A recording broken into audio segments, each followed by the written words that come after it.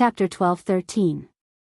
Under the blades of the 5-star army, those who were afraid of death and wanted to live all lowered their heads and promised to cooperate fully. This included General Mediz, who looked very brave just a moment ago. There was no other way. When his sword cut into White Shuang's back, it was so deep that it exposed the bone. Seeing their regiment commander suffer such an injury, the soldiers under him naturally wouldn't be kind to him. They would use whatever method was effective. In just a short while, this general who had lived a comfortable life for many years lowered his head and surrendered. With the help of these high-ranking officers, after their letters were sent to their subordinates through the 5-star army, Wuxia city no longer had any defenses. A bright light shot out from within the city. The 20,000 cavalrymen of the world's 1st Division who had been lying in ambush in the city entered from all 4 sides, achieving their goal of occupying this border city without shedding a single drop of blood. Someone, report to the 6th young master that we have occupied Wuxia city without any losses. Next, we will move from the north to the south, leaving the Ala mountain pass and marching towards the capital city of Ili. Riding on his horse, Division Commander Tian who laughed as he spoke to the reporter. Then, he looked at the 4 regimental commanders and said, let's go take a look at the injured hero regimental commander. Let's go. Temu, and the other 3 laughed. They weren't here to laugh at White Shuang, nor were they gloating over his injury. It was just that getting injured was a common occurrence for them. Sometimes, getting injured was even a symbol of honor. With Division Commander Tian Hu as the leader, the 5 of them each brought some elites and went straight to the general's mansion. This was now White Shuang's temporary place to recuperate. After the 5 of them entered the courtyard, other than seeing the strict security, they also saw a beautiful figure carrying a basin of clear water towards the back of the mansion. Her voice was as clear as an oriole's. I'm going to change the regimental commander's dressing. No one is allowed to disturb him. Don't worry, Miss Han. The 5-star army soldier in charge of guarding the place nodded solemnly. He almost patted his chest and promised. Without noticing Tian Hu and the others behind her, the woman strode towards the backyard, leaving the crowd outside dumbfounded. This girl's figure isn't bad. I saw her side profile just now and she's very pretty. Commander Bai is in luck this time. The 3rd commander, Hu Bo, chuckled and said. It's said that beauties love heroes. I've heard that Commander Bai saved a very beautiful woman during this mission. Now, it seems like it's true. Sigh, I knew there was such a good thing, so I rushed over. An envious voice sounded. The one who said this was the 5th Regiment Commander Gong Feng, who was also single. Everyone was joking about this matter. Since the woman had said that she was going to change Bai Shuang's bandages and it was not appropriate for others to disturb her, no one would be so bored as to go and visit her now. Using this opportunity, everyone became interested in that beautiful woman. Especially Division Commander Tian Hu. In the 5-star army, other than the Cold Vanguard Army, the other armies, divisions, and regiments didn't have political commissars. This meant that the main commander had to take care of all matters. It must be said that Bai Shuang wasn't young anymore. It was about time for him to get married and have children. Tian Hu, who was very concerned about this matter, felt that the opportunity had come. It wasn't that he hadn't asked Bai Shuang before, and he had asked as both a superior and a friend. However, Bai Shuang didn't give an accurate answer. In his words, the war was urgent and personal matters could be discussed later. However, only Division Commander Tian Hu knew that this was because he hadn't met the right person. Now that there was such an opportunity, he obviously wanted to find out more about her. You, come here. Tian Hu pointed at the soldier guarding the backyard and waved his hand. Division Commander, what are your orders? The soldier had already noticed Tian Hu's group. However, since the division commander didn't ask, they couldn't take the initiative to speak. This was a military rule of the 5-star army. Let me ask you. What is the name of the woman just now? What is her background? What is her identity? Do you know? Tian Hu asked a series of questions the moment he opened his mouth. From this, it could be seen that he was already very concerned about this matter. Reporting to division commander, this woman's name is Han Fong. The soldier was one of the 4 warriors who followed by Shuang. He knew some of the things that he knew more clearly. He immediately said everything he knew. At this moment, it wasn't only Tian who was listening. The other 4 commanders were also listening. When they heard that although this woman was beautiful, she was once the widow of a vice commander of the new army, they couldn't help but shake their heads helplessly. It wasn't that they looked down on widows, nor did they have any thoughts of this woman bringing bad luck to her husband. It was just that she was a military widow. Out of respect, it was clearly inappropriate for her to marry Bai Shuang. So it's like this. After Tian who finished listening to the soldier's detailed report, he waved his hand and dismissed him. At the same time, he frowned and seemed to be deep in thought. He said, "Men, send a telegram to the 7th Madam of Crimson City. Ask her about the specific situation of this woman called Han Fong." Send a telegram to the 7th Madam? Tian whose action caused the other 4 commanders to be shocked. Then, the 2nd commander Lu Duo kindly reminded him, "Division commander, it's not good to trouble the 7th Madam for such a small matter. Also, this woman's identity isn't suitable for Commander Bai." This so-called unsuitable could be divided into 2 types. The first was out of respect. The second was due to the difference in status. Bai Shuang was the commander of the 1st Cavalry Division. He was also the student of the 6th Young Master. Although he was only a commander, if he left here and became a division commander somewhere else, he would be a great general who could take charge of a region. How could Tian who not understand this logic? However, he still firmly said, "Disturbing the 7th Madam shouldn't be a problem.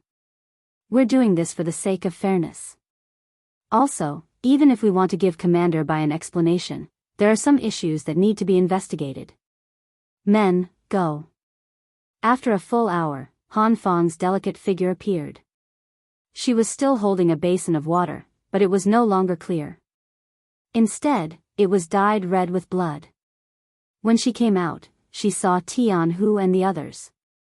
Although they didn't know each other before, the Major General's star on his shoulder was very eye-catching. Immediately, Han Fong hurriedly knelt on the ground, looking like she wanted to pay her respects. "Miss Han, there's no need to be so courteous. You know that our 5-star army doesn't like this." Tian Hu hurriedly spoke out to stop her. At the same time, he sized up Han Fong's body. Then, he nodded, looking very satisfied. "Many thanks for General's understanding." Han Fong, who had already changed back to her name, bowed slightly and said with gratitude, "No need to be so polite. Oh right, how is Commander Bai now? Can we go visit him now?" Tian Hu finally remembered the important matter and asked Han Fong. At the same time, he tightly grasped the investigation telegram that he had just received. It must be said that telegrams were very convenient. When the telegram was sent to the 7th Madam, she found out that it was from the 1st Cavalry Division. Naturally, she attached great importance to it. Soon, Han Fong's situation was reported back. Because of this, Tian Hu was even more certain of one thing. Of course you can. Commander Bai's situation is already much better. Generals, please go ahead and visit him. Han Fong said very politely. Many thanks. Tian Hu smiled and cupped his fists. Then, he led the 4 regimental commanders and strode towards the backyard, leaving behind Han Fong who looked at everyone's backs with envy. However, not long after, she sighed. Perhaps she thought of her own identity. In the backyard, Bai Shuang was already sitting up. There was a pillow on his back that perfectly supported his bandaged chest. At this moment, he was reading a military book. When he heard the footsteps outside, he didn't raise his head and said, "Miss Han, I'm fine here. If you have something to do, you should go and do it first." "Oh my, our Commander Bai is always talking about Miss Han. It seems that he really does miss her." Gong Feng's voice sounded from outside the door. As 2 regimental commanders who had joined the 1st Cavalry Division at the same time, their relationship had always been good. They could joke about any kind of thing. Hearing this voice, Bai Shuang was stunned. Then, the figures of Tianhu and the 4 regimental commanders appeared in his line of sight. He immediately smiled. Out of courtesy, he wanted to get up. Tianhu, who was walking at the front, quickly waved his hand. Since you're already injured, why bother with the etiquette? Quickly sit down. Haha. Bai Shuang laughed somewhat embarrassedly. Although he didn't get up, the military book in his hand had already been placed to the side and his body was much straighter. How are you? Are you all right? The 5 of them each found a place to sit and asked about Bai Shuang's injury. Bai Shuang, who wasn't injured for the first time, shook his head. I'm fine. I was just stared at by a mosquito. If there's a mission right now, I can still get on the horse.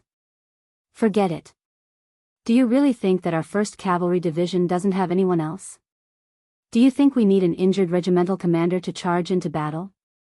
The other regimental commanders immediately laughed and joked. Although the 6 of them met to visit Bai Shuang, they quickly talked about military matters. Bai Shuang also knew that the 1st Cavalry Division was going to head to the Ala mountain pass and prepare to attack the capital city of Ili. Unfortunately, Hobak Seri city needed someone to temporarily guard it until Yang Chendong's troops took over the defense line. As the injured Bai Shuang, he naturally had to take on this task. This was naturally to take care of Bai Shuang. Bai Shuang couldn't say anything about this. What, were they really going to let him, an injured regimental commander, go with the army? If so, which regiment should he leave behind to guard it? He had just made a great contribution, so he had to give the other regimental commanders a chance to perform. Chapter 12-14.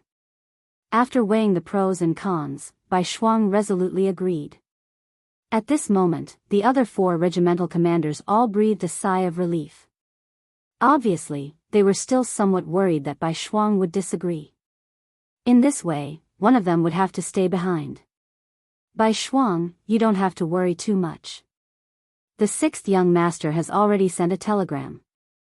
The team sent from the logistics camp of the 1st city has already passed Iji. It won't be long before they arrive at Hobak Seri city and switch with you. Take this opportunity to have a good rest and train the army at the same time. Now that each of your regiments has doubled the number of soldiers, the combat effectiveness must be improved correspondingly. Otherwise, we will fail to live up to the 6th young master's expectations of us. Division Commander Tian, who comforted him loudly. Yes, thank you for your concern, Division Commander and brothers. Bai Shuang smiled.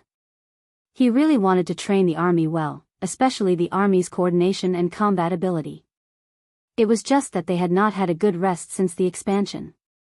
They could only train during the journey. Now that there was an opportunity, of course, he had to seize it. After they finished talking about the important matters, more than half an hour had passed. There were many things to do in the army. After the 4 regimental commanders looked at each other, they all got up and left. However, Division Commander Tian, who did not leave with the crowd for the first time.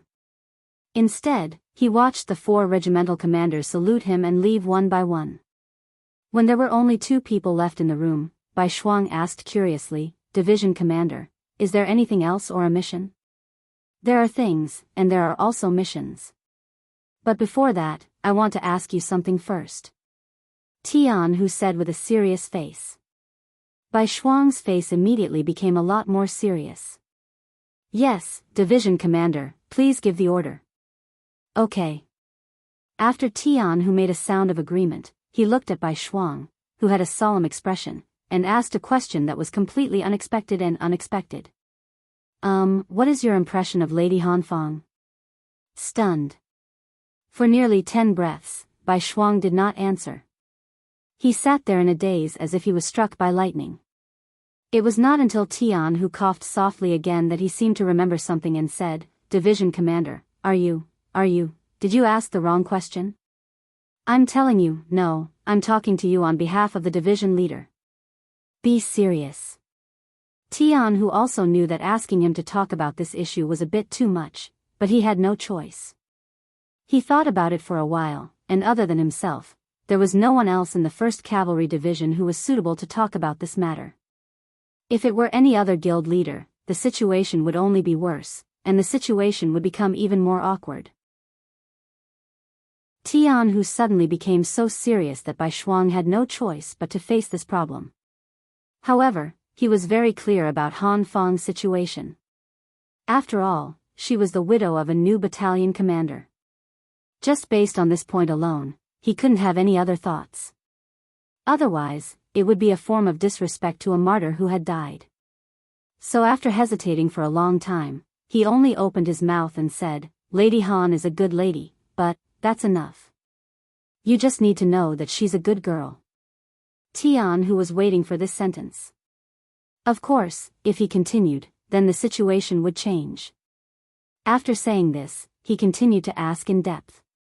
"Guild leader Bai Shuang, please answer this question seriously. Remember, I'm not asking you now.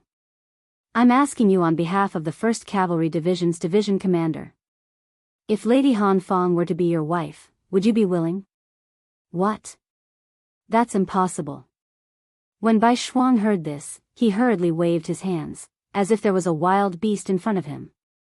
He had no choice but to refuse. Why is it impossible? Is it because she was once engaged to a deputy battalion commander of the new 1st Army? Jianghu suddenly raised his voice as he asked this question. Yes. Bai Shuang didn't completely understand the meaning of this sentence, because at this moment, his mind was already blank. Although he indeed had a good impression of Lady Han Fang, he definitely wouldn't do anything to betray a comrade for his own selfish reasons, even if that comrade had already died on the battlefield. Jianghu was very satisfied with Bai Shuang's answer. He continued to ask, "Then if I tell you that even if you marry Lady Han Fang now, you won't betray anyone, will you still refuse?" At this moment, Bai Shuang finally raised his head, as if he understood something. He looked at Jianghu and asked, "Senior brother, what's going on?" The reason why he called him senior brother was because both of them studied under Yang Qindong. This kind of address was only used when there were no outsiders. "What's going on?" You're lucky." Jianghu, who had a serious face just a moment ago, was now full of smiles. "Let me tell you, I've already investigated." The person who asked was the 7th Madam, and she's already given a reply. Lady Han Fang was indeed engaged to a new battalion commander, but it was only a verbal agreement. There wasn't even a ceremony, and they didn't even enter the bridal chamber. Unfortunately, that officer had already died on the battlefield. Now, Lady Han Fang is a free person, and the CIA has also confirmed this. She has the freedom to pursue a happy marriage, and it doesn't involve any moral or emotional issues. Do you understand now? Jianghu's words stunned Bai Shuang. After a long while, he asked with a face full of joy, "Is this true? If I marry her, it won't be a moral issue, and I won't be letting down that dead battalion commander, right?" "Of course not. Actually, even if there really is something going on with that battalion commander, so what? Teacher said a long time ago that Han people can pursue freedom of love, freedom of marriage. Think about it, didn't teacher's 6th sister divorce someone else? But isn't she still living very well with Chief Long of the Ministry of Public Security? Not to mention, Lady Han Fang and that battalion commander haven't done anything yet. Of course, your worries aren't without problems. I want to tell teacher about this matter and let him make a decision. If we have teacher's approval, then there won't be any problems." Jianghu said with a face full of confidence. Bai Shuang couldn't help but feel nervous when he heard that he was going to disturb Yang Qindong. Teacher is very busy every day. It's not good to trouble him over such a small matter. What's not good about it? Let me tell you, the last time I saw teacher, he asked me about your marriage. We will grow old one day, and our descendants will need to do a lot of things on the battlefield. Teacher has always supported this. All right, don't act like you're the victim of a bargain. Just tell me what you mean. Jianghu snorted. He had a look that said, "If you say no, I won't care about this matter." Bai Shuang had a very good impression of Han Fang, especially since he was injured. She had taken care of him in every possible way. In addition, she was not only beautiful, but also brave and smart. Wasn't such a woman suitable to be his wife? It was just that because of her identity, he had been suppressing this thought in his heart. Now that everything was no longer a problem, how could he not agree? He immediately nodded and said, I agree. I'll have to trouble senior brother for everything. He. Seeing that the matter was finally settled, Tianhu nodded happily. All right, I'll send a telegram to teacher and tell him this good news. As for you, kid, you've already taken care of the girl. If other people aren't willing, then there'll be a joke. This time, you'll be guarding Hobok Seri City. Take advantage of this time to do something big. It's best if you can get your eldest son out too. Then good things come in pairs. Hearing Tianhu's teasing, Bai Shuang also laughed foolishly. As for Han Fang, he was confident that he could convince her because he had a feeling that she liked him. After Tianhu left, Han Fang walked over. She was a bit worried about his injury. After all, he had suffered it to protect her. However, when White Shuang told her about it, her face was immediately filled with joy. It was said that beauties loved heroes, especially heroes who had saved their lives. In addition, White Shuang was both intelligent and brave, and had the air of a scholarly general. He also had the spirit of a grown man. How could she not be willing? However, the little girl was shy and did not immediately agree. Instead, she ran away shyly. This caused Bai Shuang to laugh loudly behind her. On the official road to Turpan City, an army with a bright flag of the 5-star army was moving forward. Among them, a cavalry unit with black cloaks was especially eye-catching. In the 5-star army, the rank of an officer was very obvious. It could be seen from the military rank, and it could also be seen from the cloak that an individual wore. As for the black cloak, it was usually only worn by those with the position of guild leader. The reason why it was said to be a normal situation was because there was something special about it. The black cavalry that protected Yang Qindong could also wear it. There were 2,000 black cavalry soldiers, and they were all wearing black cloaks.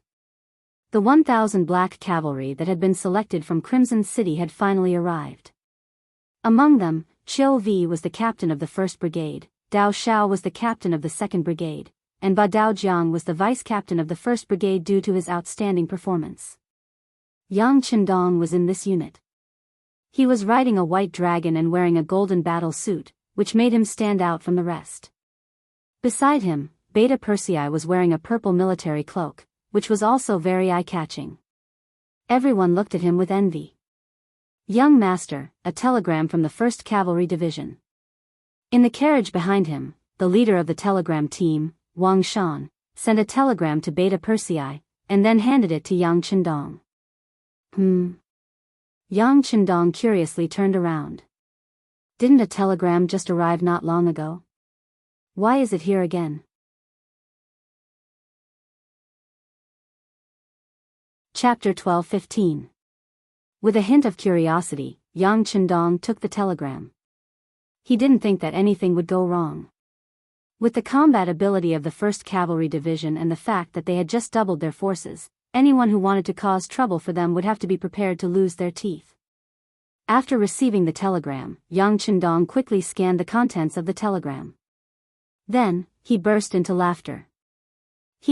White Shuang, spring has come. Spring is coming? Beta Persei obviously didn't understand the meaning of this sentence. Yang Qindong didn't explain.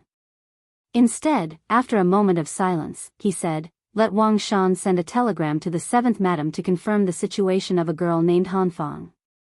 Then send a telegram to Tiger's Mane to understand the specific situation of a girl named Han Fang and the battalion commander. Then report it." White Shuang was an orphan. As his teacher, he was no different from his parents. Of course, he had to make the decision for such a big matter. But before that, he had to make things clear. He didn't want to make a mistake. That would be a joke, and it would hurt the two young people's hearts. Yang Qindong gave the order. After the telegram was sent out, there was a quick reply. Obviously, everyone attached great importance to the matter that Bugnam of Gojoseon valued. It didn't take long for the matter of Hanfang to be investigated clearly. It was confirmed that she only had a verbal engagement with the deputy battalion commander who died in battle. The two of them didn't even meet. Everything was set up by the matchmaker. Later, after the deputy battalion commander died in battle, the matchmaker didn't care about this matter. If it wasn't for the fact that Hanfang valued friendship, very few people would know about this matter. After understanding the details, Yang Chendong immediately waved his pen and approved the marriage between White Shuang and Hanfang. He also allowed them to complete the wedding in Hobox. Not only that, Yang Chendong also ordered a small team of black cavalry to go to Hobox and bring a congratulatory gift. With Yang Chendong's blessing, no one would say anything about this matter. Of course, this wasn't a big deal, at least for Yang Xie's 5th Star Army. As his territory grew larger and his influence grew stronger, the number of officers in the army and the local government increased as well. Marriage was not known to the general public. Unless it was someone with a special status like Bai Shuang, it would not attract Yang Chendong's attention. His attention was now focused on the city of Turpan, which was a few hundred miles away. The intelligence department had already sent word that the Ili Kingdom and Yirkiang Kingdom had sent 30,000 troops each to Tulipan City, seemingly intending to have a decisive battle with the 5-star army there. Young Master, do we need to urge 4th Master Lu to catch up from behind? Beta Persei also saw the report and suggested. There's no need. Do you think they will be stupid enough to let us attack a city after losing 8 miles? 4th Master Lu, it's better for you to escort the food from behind. Yang Chendong waved his hand confidently. The 3 countries actually wanted to fight with his main force. This was something he couldn't ask for more. Originally, he was most worried that he wouldn't be able to find the main force. Once the enemy scattered and implemented harassment tactics, he would have the biggest headache. But now that they wanted a decisive battle, he would fulfill their wish. As long as they could destroy the enemy's main force in one fell swoop, the speed of taking down this place would be much faster and save a lot of time. Send a message to the small Japanese Empire in Shicheng. Hurry up and send the small Japanese Empire to the front line. Such a large piece of land needs a lot of people. After Yang Chendong said this to Beta Persei, he looked forward. It wouldn't be long before the land under their feet would be surnamed Yang and then Han. In order to do it once and for all, the migration of the foreign people was necessary. In the Second World War, Japan had occupied Korea for more than 40 years and had also been entrenched in the northeast of China for a long time. However, the voices of resistance had never stopped. For this reason, a large number of Japanese troops and forces were involved. What was the reason? Was it just because the Japanese didn't treat them as human beings? This might be the main reason, but it wasn't the only reason. At least for a period of time, Japan had implemented a policy of controlling China with China. As long as the people didn't rebel, they were given a certain amount of security and protection, but the voices of resistance still didn't stop. The reason was that in addition to the backbone of the Chinese nation, the most important reason was that they could get the support and solidarity of the people by fighting on their own land. With these lessons learned from previous mistakes, Yang Chendong had long adopted an extreme method, which was the migration of the people. When all these people were thrown into chaos and changed to a new place, they suddenly had no brothers and sisters around them, no people of the same race. When they were not even familiar with the land under their feet, the so-called voices of resistance would naturally disappear. In short, without a suitable soil for survival, some things could not survive, and some ideas could not grow. Naturally, in order to achieve such a result, one would need to have a large territory to achieve the goal of migration. Obviously, Yang Chendong had such conditions. Now, in the Ili region, he was using the same method. He wanted to transfer the people from the other provinces to exchange with the people here, to achieve the effect of completely destroying and strangling the will of the people. Conquer the world and let the Han people live wherever there were people. Wherever there were people, the status of the Han people would be the highest, and all the Han people would be proud of their birth. This kind of slogan was not as simple as just saying. If he wanted to carry it out, it would be incredibly difficult. However, since Yang Chendong had brought the modern army here, he naturally had to do something. Even if he could not do it, he would let his descendants do it. In short, this was the goal that he had worked hard for. Looking at it now, the goal was indeed very big, but it was not impossible. Hadn't he already trampled on many small countries and made them part of the Han people's territory? The navy was also actively making preparations, especially after taking down the Japanese Empire and capturing who knows how many navies. Now, they were very powerful, and it would not be long before they set out to conquer the world. Looking forward to the arrival of that day, Yang Chendong felt that the burden on his shoulders was heavy, but he was not afraid. With a light shout, he rode on the white dragon and led the army straight to Turpan City. Turpan City. At this moment, the whole city was in chaos. People could be seen everywhere on the streets, and from time to time, they would collide with each other. The people were busy moving their valuables out of the city. The soldiers were also busy moving their provisions and military supplies. Everyone was scrambling to get out of the city, as if they would be left behind forever if they were late. In such a chaotic situation, bumping into each other was inevitable. Even if many Turpan people were maintaining order in the city, they still could not alleviate the chaos. How could it be so easy to empty out the capital of Turpan in such a short period of time? Palace. The new king, Harden Barter, was roaring with a face full of anger. Who was it? Who leaked the news? Investigate for this king. No wonder Harden Barter was so angry. He had just made up his mind to withdraw from Turpan City, and the news spread out, causing the people to be in chaos, which affected the withdrawal of the army. The reason why he made this decision was because of the lesson of don't lose Ately. When he learned that the 5-star army had powerful artillery that could flatten an entire city, Harden Barter knew that the so-called strong city was a joke in the eyes of the enemy. If he still defended the capital, the result would not be much better than don't lose Ately. It must be said that Harden Barter was worthy of being the king who led the rise of Turpan City. He immediately made a decisive move, which was to withdraw from the city and fight the 5-star army on the grassland. In short, he would not defend the city. Originally, according to Harden Barter's plan, he would withdraw the army first, and then move the people. But for some reason, the news was leaked, and now the city was in chaos. His plan to withdraw had to be delayed. After a series of roars, someone immediately went out of the palace to investigate the leak of the secret. But in such a chaotic situation, it was not easy to find out who leaked the secret. Not to mention, the people who leaked the secret were from the Yangxia intelligence department. They had strong anti-reconnaissance abilities, so it was not easy to find them in a short time. After venting his anger, Harden Barter's expression seemed to be better. He looked at Dai Qin, who was standing in the hall, and waved his hand. General, how far is the 5-star army cavalry from us? My king, the closest, is less than 100 miles.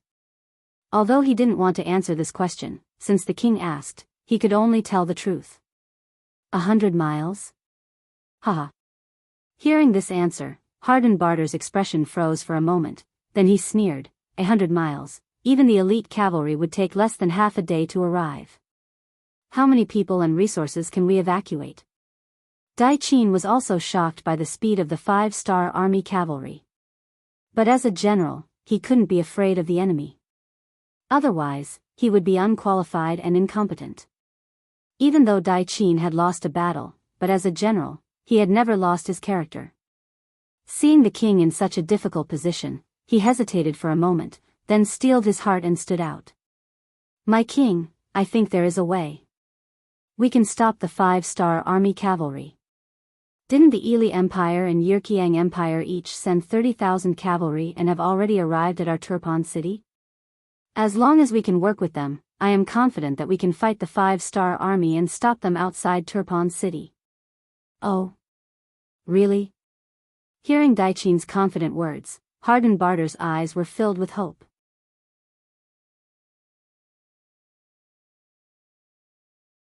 Chapter 12-16. There shouldn't be a problem. Daiqin's reply was straightforward, but there was one thing he didn't say. If the three armies all listened to him, then there wouldn't be a problem. Good.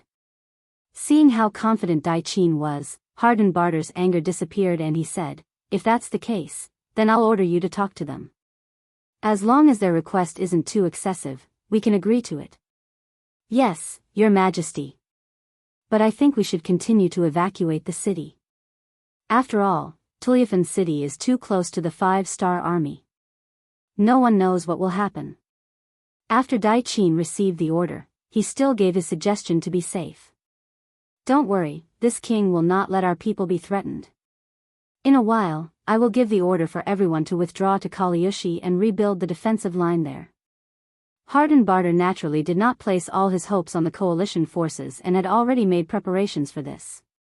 After knowing that His Majesty had a backup plan, Daiqin could finally relax. He immediately walked out of the palace and headed towards the alliance camp outside the city. Before, the three countries had sat down together to discuss. In order to deal with the powerful 5-star army, they had to unite. The result of the discussion was that if one side was attacked, the other two countries had to unconditionally provide support.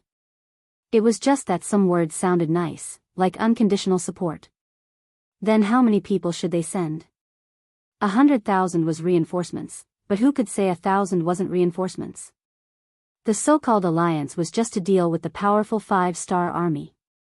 If there wasn't the 5-star army, the three sides would still be in a hostile relationship. If they could defeat the 5-star army and weaken their allies, this was probably everyone's goal. Because of this thought, Daiqin also knew that it wouldn't be easy to convince the two allied armies to fight the 5-star army.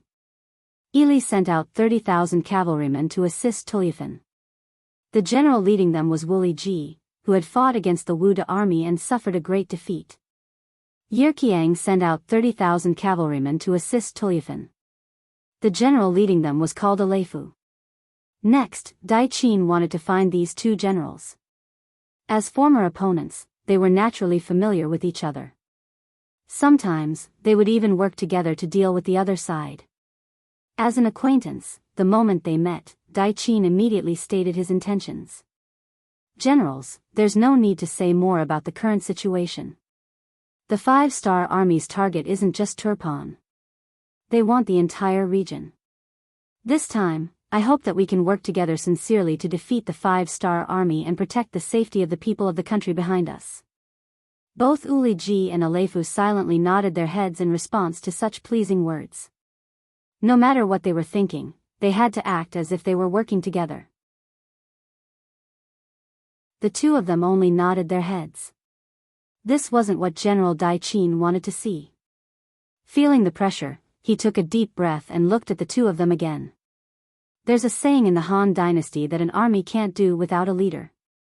In order to better stop the 5-star army's cavalry, I think we need to choose a commander. As long as our orders are unified, we will be able to defeat the enemy. If we fight separately, it will only create opportunities for the enemy to defeat us. This involved the power of the army. At this moment, the two generals couldn't remain silent. The skinny but spirited Aleifu was the first to speak. General Daiqin, who do you think should be the general? Daiqin, who was already prepared, said without hesitation, of course it is me. This time, you all only send out 30,000 troops, while I am under the king's orders, leading 40,000 cavalry. I have the most troops, right? Daiqin had to take this position as the general. This directly affected whether or not they could stop the 5-star army's cavalry. He couldn't be at ease leaving it to others. We listen to whoever has the most troops. Based on this, if General Wuxia Xianxia and I work together, we will have 20,000 more cavalry than you. Does that mean you have to listen to the two of us? Aleifu was clearly not satisfied with this answer. His words were filled with the smell of gunpowder. You are being unreasonable. Daiqin said angrily. Whoever has the most troops is the general. It's also unreasonable. General Aleifu didn't back down. Seeing that the two of them were about to quarrel, Wuxia Xianxia, who had been silent, had to step up. Okay, Two generals, stop quarreling. The reason why we are here is to discuss how to defeat the 5-star army. Quarreling won't solve the problem. None of us want to lose and be scolded by the king. Humph, Alefu snorted and turned his head to the side. His actions were just like his name, a naughty child. The tent quietened down again. Uli Ji looked at Dai Qin and asked, if it is as you said and we have to listen to your orders, what are you going to do? What benefits can we get? The three sides agreed that they must unconditionally help the side being attacked. However, from Uli Ji's words, it was obvious that there were conditions for them to help. This wasn't Uli Ji's idea. He had just received a secret letter from Prime Minister Arab, which stated that Hobak Seri had been taken over by the Pentagram Legion. Now, Ili Belly was having a hard time fending for themselves.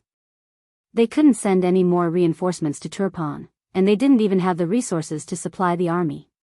Uli Belly had to think of a solution himself. Because he knew this, Uli Ji turned his attention to Dai Qin and started to ask for benefits. Although Dai Qin was mentally prepared, he was still somewhat dissatisfied after hearing this. However, the king had said before that as long as the request wasn't too excessive, he would try his best to satisfy it. Thus, he suppressed the anger in his heart and asked, but what kind of benefits does General Wu Liji require?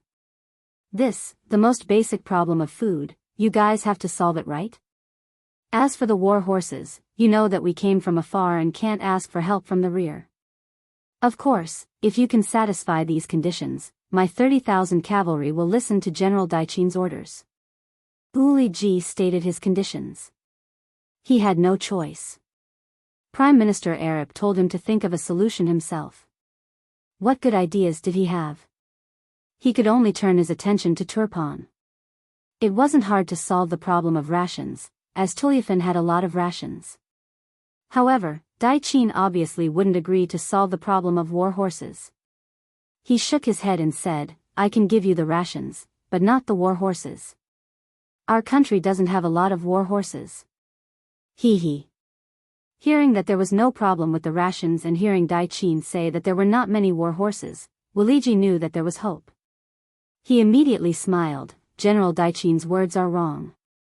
A while ago, when the grasslands were in chaos, the Turafan kingdom, which was closest to them, used a lot of rations to exchange for their war horses. If what I said is correct, there are at least 50,000 war horses in the horse field outside of Turafan. How about this? We won't ask for much, just 10,000 war horses from each side.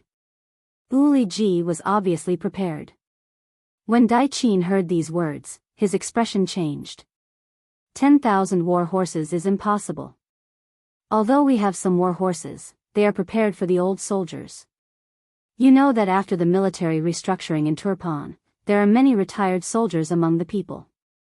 Once they have war horses and sharp sabers, they can become soldiers again. These are for, Dai Qin still wanted to continue, but Wu Liji interrupted him. 8,000 war horses. No, at most 3,000. 7,000, 3,500. The two generals, who led tens of thousands of troops, were like two unscrupulous merchants. After a round of bargaining, they finally set the number at 5,000. Since he could get food and 5,000 war horses, Uli Ji felt that he had reached the conditions he was satisfied with. He nodded and said, then, the 30,000 Ili soldiers I brought will listen to General Dai Qin. Uli Ji lowered his head. Although Alefu was unhappy, he only had 30,000 cavalry, so he couldn't do much. In the end, he could only agree. Just like that, the Three Alliance army was formed. They agreed to follow General Dai Qin's orders to stop the 5-star army at the northeast front line of Turpan. 8 hours later, they had to gather at the designated location. Dai Qin clenched his fists and left the camp excitedly. He had to report the good news to his king. Only Uli Ji and Alefu were left in the tent. The latter said unhappily, General Uli Ji, why did I agree to Dai Qin's request? General Alefu, there's no need to be angry. It's not wrong for us to listen to him, but if his request is a little too excessive, we can still refuse, right? Wu Liji winked at Aleifu and said with a smile. An excessive order. Oh, ha ha ha. Aleifu immediately began to laugh loudly. What was too much order? That depended on how he understood it. As long as he was in a bad mood, he could treat any order as too much. After all, they were enemies, so what if he disobeyed? Dai Qin naturally didn't know what happened after he left. He excitedly went to the palace and reported what he just said to Harden Barter. Good, good. Harden Barter's face was also filled with excitement. General Dai Qin, the rest is up to you. As long as you can stop the 5-star army's charge and stop them in the northeast region of Tulafanzai, it won't be long before I can gather the old soldiers again. At that time, we will have a strong force and we can launch a counterattack. I will wait for that day to come. Dai Qin said excitedly.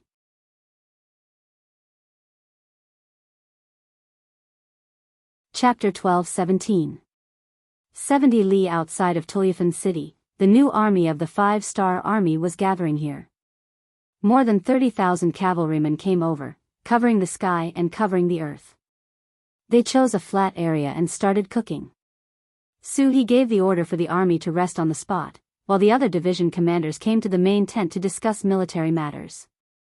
Inside the tent, Su He stood in front of a large sand table, waving a stick in his hand. The scouts at the front sent news that 30 li away from us, there are 40,000 cavalrymen from Tuliafan, 30,000 from Ili Belly and Yirkiang. A total of 100,000 cavalrymen have already set up camp in 3 different camps. Everyone, what do you think we should do next? When Kulu and the other division commanders heard that there were 100,000 cavalrymen, their eyes all lit up. Clearly, there were so many enemies waiting for them to eat, and they were all very excited. However, at the same time, they knew that even if the 4th Cavalry Division Commander Chang Bo had already handed over the task of transporting the supplies to the 4th Cavalry Division and returned, there were only 30,000 cavalrymen. In terms of numbers, the difference between the two sides was still very large. 30,000 against 100,000, and the other side came prepared, and they were very familiar with the surroundings. No matter how they looked at it, this battle was not going to be easy. No one immediately spoke. Instead, after a moment of contemplation, the 1st Cavalry Division Commander Kulu asked, General, where is the Liaodong Cavalry Reinforced Unit? To the west of us, near Tian Shan. Su He looked at Kulu with a gaze full of admiration. He had already sensed something from this sentence. To the west, the ones guarding the west of Tuliafan should be the Yirkiang Kingdom's army, right? Kulu seemed to have thought of something as he spoke. That's right. Does Commander Ku want the Liaodong Cavalry Reinforced Unit to launch a sudden attack from that direction?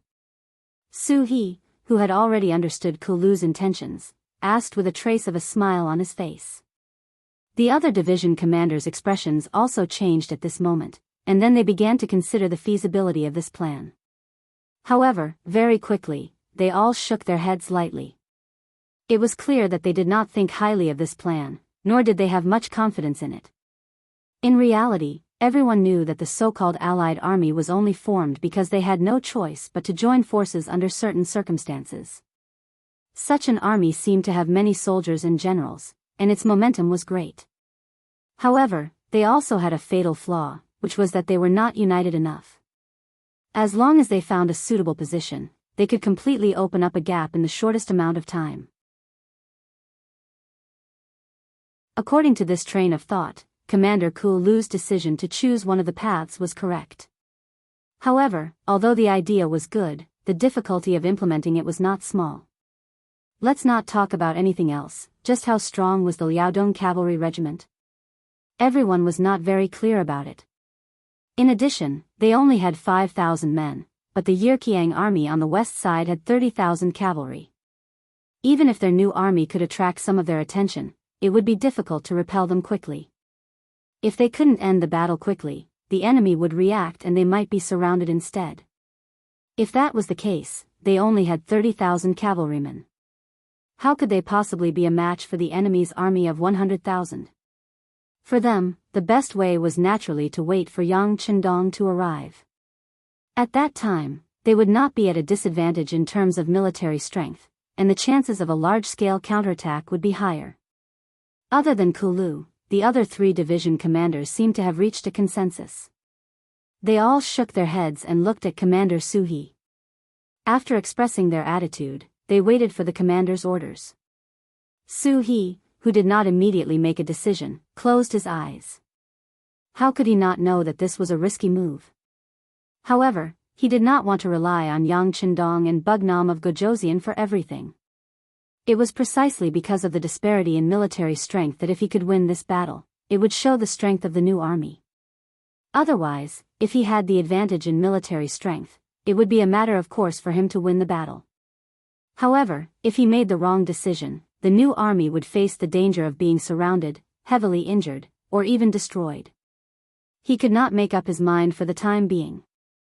Commander, you make the decision. However, I only want to say one thing. You cannot hesitate before making a decision for a commander. Kulu also knew that Commander Suhi was in a difficult position. If it was him, he would not be able to make a decision. Therefore, he could not rush him. He could only remind him and do his duty as a division commander. As soon as Kulu's words came out, Suhi, whose eyes were closed, could not help but tremble. That's right, he could not hesitate when making a decision for a commander. On the battlefield, opportunities were fleeting. Perhaps he would miss it if he was a little late. Even so, the opportunity was right in front of him. Why should he give it up? The outcome of a war was always changing. No one could know what would happen in the next moment. What a commander needed to do was to do his best in everything in front of him. Since that was the case, why should he not give it a try? The opportunity is right in front of me. I want to give it a try and show the might of the new army. As if he had made a decision, Suhi opened his eyes. When he looked at everyone, there was a hint of excitement and nervousness in his eyes. The 5-star army implemented a centralized leadership system. That was, before the battle plan was formulated, the officers below had the right to propose construction. However, the final decision was still in the hands of the highest-ranking officer. When the policy fell to the new army, the one who would have the final say was naturally Commander Suhi. However, this time, Suhi did not make a decision. Instead, he used a negotiating tone to speak to the 4 division commanders. This showed enough respect and also proved that he was conflicted in his heart. He had not completely made up his mind. Of course, it was also possible that Suhi had already made up his mind. However, it was too risky and could affect the life and death of the 4 division commanders. That was why he had no choice but to speak with such an attitude. After Suhi made his intentions clear, other than Kulu's eyes that lit up, the other 3 division commanders all narrowed their eyes. They did not agree or disagree. Of course, they knew that with Suhi's position, he could have made a decision without discussing with them. However, he did not do so. This in itself was a form of respect. Then, how should they respond to this respect? Should they support it? However, if there was a problem, they might lose their lives here. Should they oppose it? It seemed that the fruits of victory were big enough to attract them. Perhaps if they did not do it, they would regret it for a long time or even for a lifetime. Seeing that everyone still did not express their opinions, Suhi took a deep breath and said, "Everyone, I will not hide it from you. I have already received news that the new army is about to expand into a new army group. It is very likely that there will be 3 armies and a direct subordinate division. If that is the case, the military strength will reach 100,000 people." Suddenly, Suhi threw out such a statement. It seemed to have nothing to do with the current topic, but these words caused everyone's eyes to light up. The new army was going to expand into a new army group. Did that mean that the new army could also be expanded? If that was the case, everyone's position would be promoted by a large level. The number of soldiers they could lead would also increase. It was even possible that they could exchange the 4 stars on their shoulders for a gold star. There was no soldier who did not want to be a general. This was even more so for the 4 division commanders who were only one step away from becoming a general. If they wanted to become a general, they had to have enough achievements to convince the masses. Right now, there was a huge contribution in front of them. What would they choose and what would they do? At this moment, everyone was shaken by Suhi's words. In the end, Lei Chuandang, the commander of the 3rd Cavalry Division, and Chang Bo, the commander of the 4th Cavalry Division, both looked at Bai Kai, the commander of the 2nd Cavalry Division. In their eyes, Commander Bai Kai was like his name. He was a very talented person. Feeling the gazes of the 2 division commanders, Bai Kai's heart skipped a beat as he made a decision. Commander, can we contact Liaodong's strengthening cavalry regiment and see how confident they are to complete this task? No problem, report to Commander Tong Long of the Liaodong strengthening cavalry division. Suhi nodded. He also wanted to see the other party's attitude. If they directly refused, then no matter how good his idea was, he would not be able to implement it. In a forest less than 100 miles away from the foot of Xianxia Mountain, people could be seen walking around. This was the temporary base of the Liaodong strengthening cavalry division. From this position, one could vaguely see the high mountains in the distance. As the commander, Tong Long knew that the highest mountain in the distance was Tianshan Mountain. Regiment Commander, Commander Suhi of the new 3rd Army sent a telegram. Deputy Regiment Commander Zhao Xing came to Tong Long's side with an excited expression and handed over a piece of paper. Tong Long and Zhao Xing had not been in contact with telegrams for a long time. Before this, they never thought that a small metal box could send a message thousands of miles away. Just based on this point, the 2 of them were shocked. They really didn't dare to imagine how many secrets the 5-star army had, and how powerful Xianxia was. Luckily, the 2 were adaptable people and quickly accepted this new thing. However, every time they heard a telegram, they could not help but feel excited. Another telegram? As Tong Long spoke, he reached out to take the telegram. When his gaze fell on it, his hand started to tremble uncontrollably. Clearly, the contents of the telegram had made him very excited, even agitated. After a while, Tong Long's voice suddenly rose an octave. Deputy Commander Zhao, our chance is here. The chance to prove ourselves is here. We must seize it. Yes. We must seize it. Zhao Xing's face was also filled with excitement.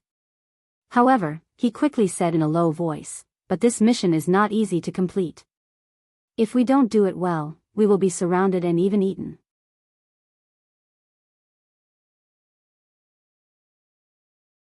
Chapter 12:18. That's only one possibility. There's another possibility. Maybe we can make a big contribution. Isn't this the best chance to prove that our Liaodong cavalry has strengthened? Tong Long retorted excitedly. It seemed like he had made up his mind. Even if Zhao Xing didn't agree, he would still do it. You're the commander. I'll fully support your decisions. Zhao Xing didn't continue to object. Instead, he said something that made Tong Long feel very touched. No one knew better than them the awkwardness of their current status. The so-called Liaodong Cavalry Reinforced Regiment sounded quite impressive, but in reality, ever since they joined the 5-star army, they hadn't fought a decent battle. Although they had some small victories, they were just following the main force to get some military merit. To the ambitious Tong Long and Zhao Xing, this was not what they wanted at all. Both of them were people who dared to fight and fight. They were even people who had thousands of ambitions. In the past, they hated living under the shadow of the Baiming army. In this situation where everything depended on experience and background, it was extremely difficult to stand out. Now that they had joined the 5-star army, they finally had a fair chance to show off their skills. Both of them had been holding back their energy and wanted to show off their skills. However, the 5-star army was different from the Baiming army. There were too many fierce and intelligent generals here. When they fully understood the achievements of other armies, divisions, and commanders, they couldn't help but be shocked speechless for a long time. Wanting to stand out in this kind of army wasn't any easier than being in the Baiming army. After all, the high-ranking officers of the 5-star army were all people who had killed their way through countless battlefields. Whether it was bravery or strategy, they were the best of the best. A true powerhouse would always become stronger when they met someone stronger. Tong Long and Zhao Xing were such people. In their opinion, their biggest disadvantage was that they joined the 5-star army too late. They had too few soldiers in their hands. Once they had a chance to show off their talents, they could also soar into the sky. They just didn't expect the opportunity to appear so quickly. Of course they had to catch him. Under Tong Long's resolute attitude, a reply was quickly sent to the new army's commander, Su He. When he saw the contents of the telegram, Su He couldn't help but laugh out loud. Not bad, 2 tiger generals. Come, everyone, take a look. He laughed and handed the telegram to Kulu and the others. Then he heard the 3rd Cavalry Division's commander Lei Chuandang's shocked voice. What? They're actually willing to make a military order. If they can't complete the mission, they'll bring their heads to me. A military order expressed a kind of attitude and a kind of indomitable spirit. Once such a decision was made, there was no way out. Under normal circumstances, no one would rashly choose to do this. Especially this time, it was Commander Su He who asked the other party with an inquiring attitude. He did not request for the other party to express their opinion, but Tong Long and Zhao Xing still made such a decision. This was shocking and admirable. It seems that in terms of courage, we're far inferior to these two. The 2nd Cavalry Division's commander Bai Kai sighed. When he looked at Su He, he straightened his body and said, Commander, the 2nd Cavalry Division supports this battle. Please make a decision. We also support. After Bai Kai expressed his opinion, the other 3 commanders also stood at attention and saluted. Good, I thank you for your support. I'll now report the battle plan to the 6th young master. Su He said with a face full of excitement. He did not forget that the disparity in strength between the two sides was too great. There was a 60% chance of losing, so he had to report it to Yang Chendong. Otherwise, if something went wrong, he would not be able to bear the responsibility even if he killed him. 150 li behind the new army, Yang Chendong was leading the troops forward. He had already received a telegram regarding the situation outside Turpan City, and he knew that there were 100,000 cavalrymen waiting for him. Regarding this, Yang Chendong naturally did not fear them at all, and he had even given the order to speed up. This was because from how he saw it, with just the new army and the Liaodong Cavalry Corps, it would be very difficult to deal with 100,000 cavalrymen. Just as the troops were speeding up, Commander Su He of the new army sent a telegram. After hearing about their request, Yang Chendong's expression became quite complicated. This was a great risk. This time, in order to solve the problem in Ili Bali, Yang Chendong had brought along more than 100,000 cavalrymen with him. It could be said to be a huge force. With this force, no matter which faction they faced, they would have an advantage. However, if it was one against many, it would be hard to say. After all, the situation in a war is often changing in an instant. If they don't deal with it well, the situation will change drastically. If it had been someone else like Yang Chendong, the most conservative approach would have been to wait for more Neon troops to be transferred here. That way, with the advantage of military strength, they could slowly nibble away at their opponents until they won the final victory. Yang Chendong's goal was too big, and he didn't want to waste the most precious time. If possible, he certainly hoped to solve the problem here as soon as possible so that he could charge toward the next target. But although the idea was good, the reality was cruel. Especially in the situation where Ili, Turpan, and Yarkiang joined forces, plus Yeshen of Wara was watching him in the dark, the situation of this war became more and more complicated. And now, an opportunity to turn passivity into initiative appeared in front of him. Facing the new army's request, Yang Chendong was caught in a dilemma for a while. Logically speaking, he thought that this battle plan was too risky. If things went wrong, more than 30,000 people would be seriously injured by the enemy's 100,000 cavalry, and it was not impossible for them to be eaten. But psychologically, he thought that this was a bold and feasible plan, because even he was amazed by this plan and felt that it was incredible, not to mention the enemy, they would definitely not think of it. To agree or not to agree, it was all up to him. Beta Persei, if the reconnaissance group and the light cavalry regiment attack with all their strength, How long will it take to meet the new army? Yang Qindong did not make a decision immediately, but wanted to understand the specific situation first. It will take at least a day and a half. Beta Persei came to a conclusion after roughly calculating the distance between the two sides. A day and a half? Yang Qindong pondered. In other words, within a day and a half, the new army would not receive any military support. Similarly, in a day and a half, the enemy would not make any preparations before the attack.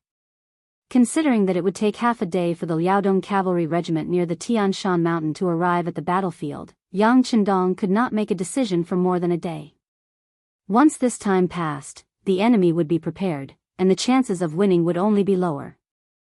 With less than 40,000 cavalry against 100,000 cavalry, and an opponent who was very familiar with the environment, Yang Qindong decided to think about whether he should agree to this battle plan or not. Riding on the stable white dragon, Yang Qindong fell into a state of meditation with his eyes closed. At this moment, in the new army's general tent, several division commanders were anxiously pacing around. 4 hours had passed since the telegram was sent, but the reply telegram still had not arrived.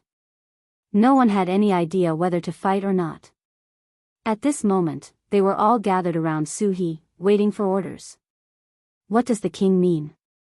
If you don't agree, you should at least tell us so that we can let the soldiers rest. Division Commander Lei Chuandang of the 3rd Cavalry Division was an impatient person, and he was the most talkative at this moment. Division Commander Lei, calm down. The king's thoughts and decisions are not something that subordinates like us can guess. It is also not something that we can recklessly guess. Division Commander Bai Kai of the 2nd Cavalry Division kindly reminded Lei Chuandang. Oh, yes, yes. Lei Chuandang's expression immediately became a little ugly. What was he doing just now? Was he questioning Bugnam of Gojoseon? When he thought of what he had done, he was shocked. In the 5-star army, Yang Qindong's prestige was so high that no one was allowed to question him. This was not Yang Qindong's request, but the unanimous opinion of these generals. It was just that the situation was a little tense right now. If it was any other time, Lei Chuandang would have dared to say such words. Perhaps there would be no need for others, as Commander Su He would be able to take him down first. Fortunately, at this moment, Su He was also anxious and felt the same as Lei Chuandang. That was why he did not reprimand him at this moment. The atmosphere in the large tent once again became tense. After an unknown amount of time, footsteps suddenly came from outside the tent. The telegraphers walked in and brought the results and answers that everyone wanted to see. Su He was the first to take the telegram. After skimming through it, he let out a long breath and then said with an excited expression, "The 6th young master has already agreed to our request. Now, please go and make your preparations." "That's right, send a telegram to inform Commander Tong Long that they can set off now." "General, Commander Tong Long sent us a telegram 6 hours ago, saying that he has already set off. He should be halfway there by now." The telegram operator stood at attention and reported. Actually, he had already said this before. However, Su He was too nervous at that time and did not pay attention to it. "Oh, right. Look at my brain. All right, Commander Tong Long and the others have already set off. They will reach the depths of the battlefield in 6 hours. This way, it will be midnight, which is also the time for us to launch our attack. Like this, all the division commanders will take their positions and let the soldiers fill their stomachs and prepare for battle. That's right, in order to not attract the enemy's attention, we must be tight on the inside and loose on the outside. Even if we eat, we must eat dry food and not hot food. In short, there must not be any abnormalities." "Don't worry, Commander. We understand." The 4 division commanders immediately stood up and saluted. Then, they hurriedly left the tent. When Su He was left alone, he sighed and said, "6th young master, just wait for the news of our new army's victory."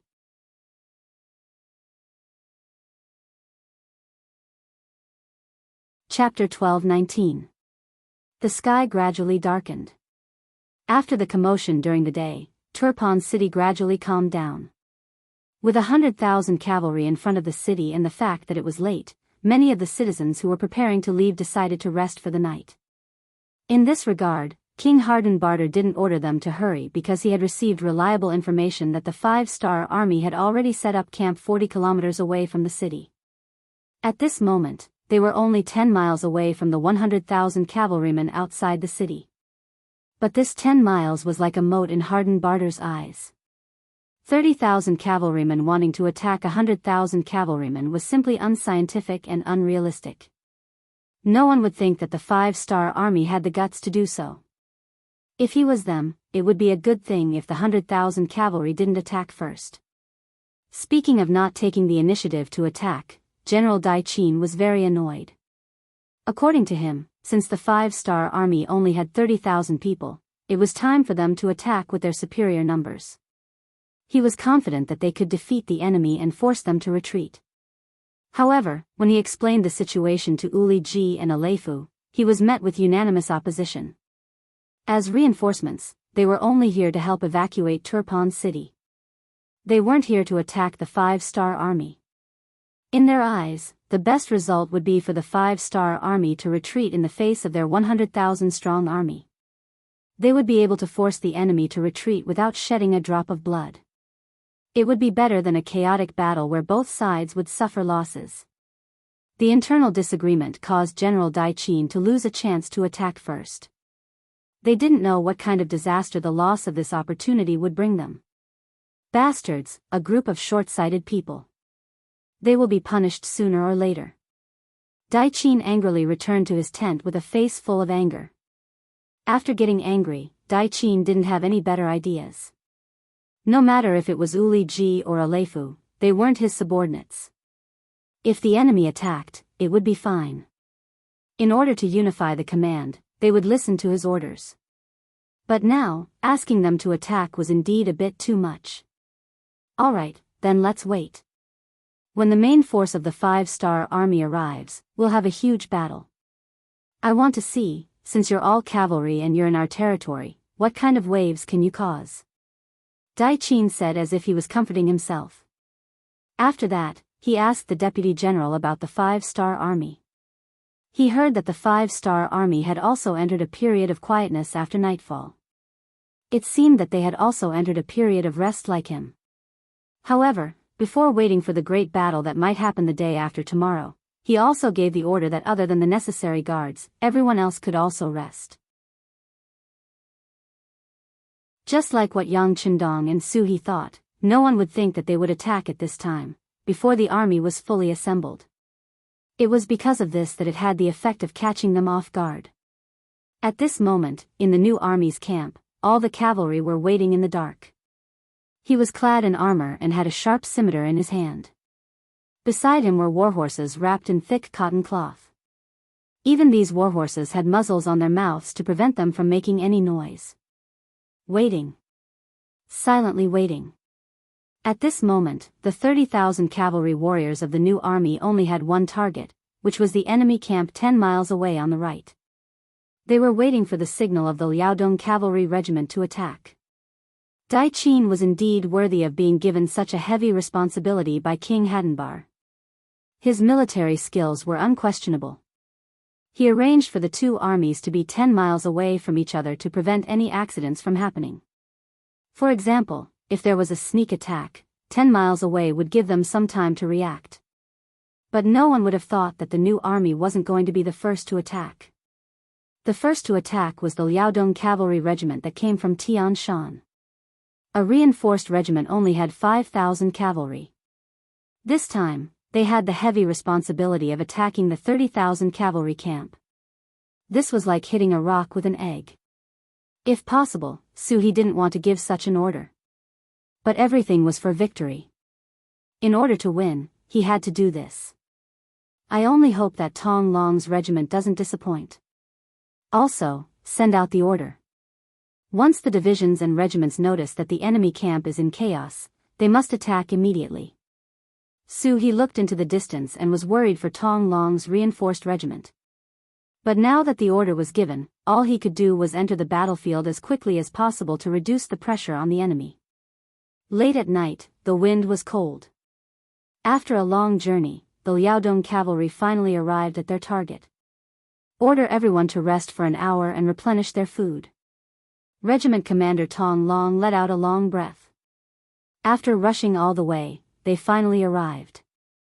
At this moment, the fatigue on his body seemed to have decreased by a lot. Regiment Commander, drink some water.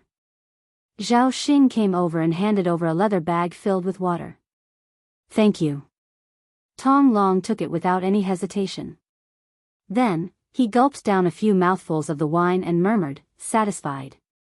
Regiment Commander, I'll charge at the front. You just need to stay behind. Zhao Xing came with a purpose. How can I do that? Tong Long rejected without even thinking about it. Then, he patted Zhao Xing's shoulder and said, I appreciate your kind intentions, but how can I change my plans so easily? But Zhao Xing tried to persuade him, but you're the regiment commander. Our Liaodong cavalry regiment can do without anyone but the regiment commander. Bugnam of Gojoseon also said that unless it's necessary, we're not allowed to go to the front lines. You. Seeing that Zhao Xing was still trying to persuade him, Tong Long patted his shoulder and said, now is a critical time. You should know how much pressure our regiment is under. Plus, in terms of martial arts, you're not as good as me. You have to admit that. Tong Long was a famous general in the Liaodong region. Compared to him, Zhao Xing's skills were second-rate. His advantage was that he was smart. Now that Tong Long pointed it out, he knew that there was no point in saying more. Okay, I can agree with the regiment commander going to the front lines. But you have to be careful. If there's any danger, retreat immediately. If you're not here, our Liaodong cavalry regiment doesn't need to exist anymore. Don't worry, I know what I'm doing.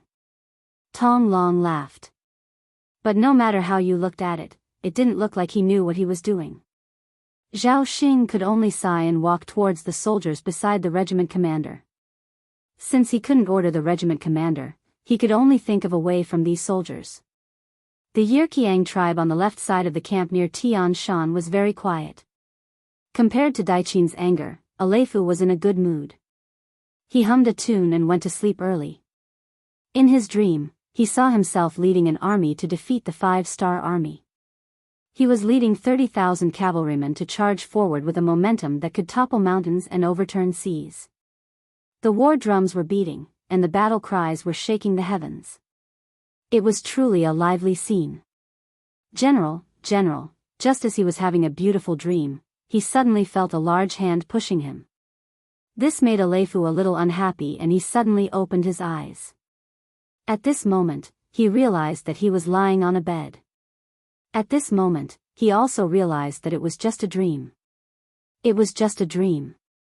Just as Aleifu was about to let out a sigh of relief, he suddenly revealed a shocked expression. No, if it was a dream, then why was it so clear? Now that he had opened his eyes, why was there still the sound of iron hooves? What was going on? Before Aleifu could ask, the soldier that woke him up said, General, enemy attack, enemy attack. The deputy general has already led the troops over. What? Enemy attack? Aleifu immediately sat up from the bed. At first, he was confused. After a few breaths, he reacted and asked, how could it be an enemy attack? The 5-star army only has 30,000 cavalry. Would they dare to attack us? Also, the Turpan cavalry is in the middle of the army. Shouldn't they be the closest to the 5-star army? Did they already retreat? It was because his tent was right next to the Turpan cavalry camp.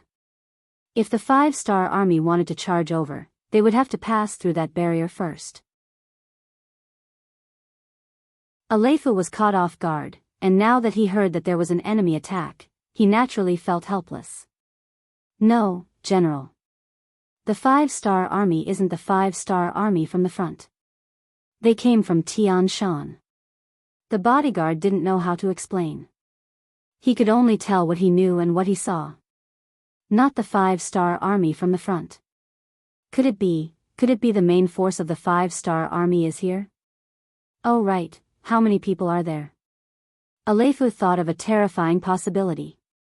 The sky is too dark. It's impossible to see. There seems to be a lot of people. They came from all directions and their battle cries shook the sky. Because of the sky, visibility was limited. The soldier didn't know the details and could only answer based on his own guesses. When he heard that there were a lot of people, Aleifu's face became very ugly. If both sides were to fight head-on, he wouldn't be afraid of anyone. But now that he wasn't on guard at all, he didn't know how much fighting strength the army could bring out. The soldier was still waiting for the general's orders. No one knew how bad the situation outside was. Perhaps if they delayed for a second, they would lose a lot more men. Looking at the general, he seemed to be in a hopeless situation. The soldier suggested, "General, we can ask the Turpan army for help. This time, we are here to help them. They have the duty and responsibility to help us."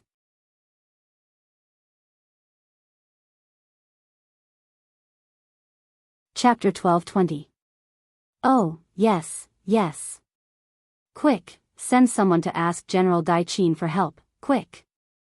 At this moment, as if he had just woken up from a dream, Aleifu shouted loudly. Then, the sound of hurriedly putting on armor rang out in the tent. Outside the tent, the sky was filled with flames and the sounds of people shouting and horses neighing could be heard. The moment before the charge, there was a flurry of fire arrows that burned countless tents and dealt a heavy blow to the unprepared Yi'erqiang army. Taking advantage of this chaos, Commander Tong Long took the lead and charged into the enemy's camp. With a swing of his sword, he beheaded 2 Yi'erqiang cavalrymen who were charging towards him.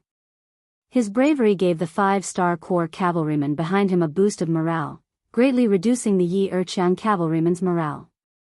Who dares to sneak into the camp? You're courting death. The deputy general appeared. As Aleifu's deputy, he wasn't so careless. Even when he slept with his clothes on. This allowed him to react in the shortest time possible. Once the deputy general's roar sounded, the Yi'erqiang cavalrymen who ran out of the tents couldn't help but be delighted. Everyone seemed to have found their backbone and began to hold their weapons, looking for war horses and preparing to counterattack. I think you're courting death. Tong Long, who had just killed 2 people, heard the deputy general's roar and his eyes lit up. Although he didn't know the identity of the other party, his intuition told him that the person in front of him should be someone important. With his status, killing such a person would give him a sense of accomplishment and cause a heavy blow to the Yi'erqiang army. His legs clamped onto the horse's body and Tong Long rushed out. Along the way, he killed several people and rushed in front of the deputy general. Watch my blade. The deputy general was shocked by Tong Long's speed and anxiously slashed out with his blade. Tong Long, who was already prepared, just leaned to the side on his horse and dodged the slash. Then, the saber in his hand slashed towards the other party's waist. The saber borrowed the horse's momentum and with just one slash, there was a piercing sound as the saber and the armor came into close contact. He relied on the armor to protect his life. Even so, there was still a bloody wound that was half the length of an arm on his body. Pain enveloped the deputy general's entire body. He forced himself to take a deep breath and turned around to leave. The facts had already proven that he was no match for General Lai. He was seriously injured in just one move. If they continued to fight, he would lose his life here. There was nothing shameful about running away when they couldn't win. However, it would weaken their morale, especially when 2 armies were fighting. As a general, such an action was likely to lead to the collapse of the army. However, at this moment, in order to save his own life, the deputy general didn't think so much. He just wanted to rush out and find a place to heal himself. However, this idea of his was destined to never be realized, because Tong Long had already locked onto him with his first strike. After the 2 of them passed by each other, Tong Long turned his horse around. Seeing the scene of the deputy general fleeing, a murderous intent flashed in his eyes. He put away his saber and took out his strong bow from his back. With the help of the light from the torches around him, an arrow quickly left the bowstring and shot towards the unsuspecting deputy general. The sound of the arrow piercing through the air rang out. If it was just two people fighting one-on-one, the deputy general would definitely be alerted. However, the entire camp was in chaos now. How could he care about such things? The deputy general was only trying his best to escape on his horse and leave this place. Whoosh! The long arrow pierced through his body. Under the powerful force, it pierced through his chest from his back. The deputy general felt a sudden heart-wrenching pain in his body. Then, his head drooped and his hands lost strength. He fell from his horse head to the ground. One saber and one arrow took the life of the deputy general. Tong Long's bravery was indeed not to be underestimated. After killing the deputy general, he laughed and put away his strong bow. He picked up his curved horse and shouted loudly. "Your general is already dead. Why don't you surrender?" This shout was as loud as thunder, and the sound spread far and wide. Deputy Commander Zhao Xing, who was leading 1,000 cavalrymen as the reserve camp, was currently leading them in shooting arrows that were lit on fire. His mission was very simple. It was to burn as many of the Yirqiang army's tents as possible under the chaos. In the darkness of the night, they would give the impression that they had the numbers advantage. "Deputy Commander, listen." Is that the commander's voice? One of the 5-star Army's cavalrymen with sharp ears stopped shooting the fire arrows and asked Vice Commander Zhao Xing. Zhao Xing also stopped what he was doing and listened carefully. Then, he really heard Tong Long's shout. He laughed and said, "Good. The commander is indeed brave. In such a short time, you killed the enemy's general. Come, everyone, let's shoot arrows and shout at the same time. Let's maximize the effect." Regardless of whether it was Zhao Xing or Tong Long, they didn't know that it was the deputy general of the Yirqiang army. However, this didn't stop them from shouting. At the very least, the deputy general was still a general. The impact of the shout from one person to 1,000 people shouting was completely different. In just a short moment, this shout spread throughout the entire Yirqiang camp, causing the already chaotic camp to become even more chaotic. When the Yirqiang soldiers heard the shout, they weren't sure if it was true or not. However, at this moment, they would rather believe it than not. Otherwise, they would have to pay the most precious price, their lives. With the general dead, the morale of the soldiers fell to the freezing point. The Yirqiang soldiers who were still resisting with their blades started to flee in batches. They wanted to escape under the cover of the night. None of them wanted to die. When Aleifu walked out of the tent in armor under the protection of his personal guards, this was the scene he saw. When he heard the shouts that the general was dead and they still didn't want to surrender, Aleifu said angrily, "Bullshit, this general is still alive and well." "Who said I'm dead?" "General, be careful with your words." A personal guard at the side immediately reached out to cover his mouth and said with a panicked expression, "What are you doing?" Aleifu reached out and slapped his hand away, his face full of anger. "General, the one who died just now must be the deputy general. Now that the morale of the army is in chaos, it won't help if you stand out. Instead, you'll attract the attention of the enemy. The gains don't make up for the losses."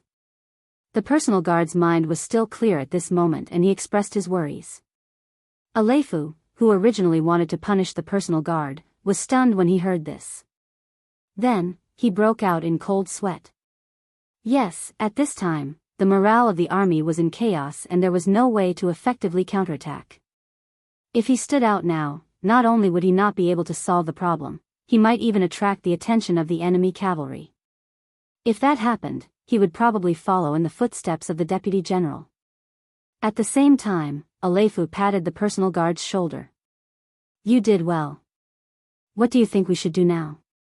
"General, the Han people have a saying. A gentleman doesn't stand under a collapsing wall. Let's retreat first. As long as we're here, there will be a day when Dongshan rises again." This personal guard was indeed somewhat knowledgeable. It wasn't easy for him to say such a thing at this time. These words were to Aleifu's liking. He immediately nodded. "You're right.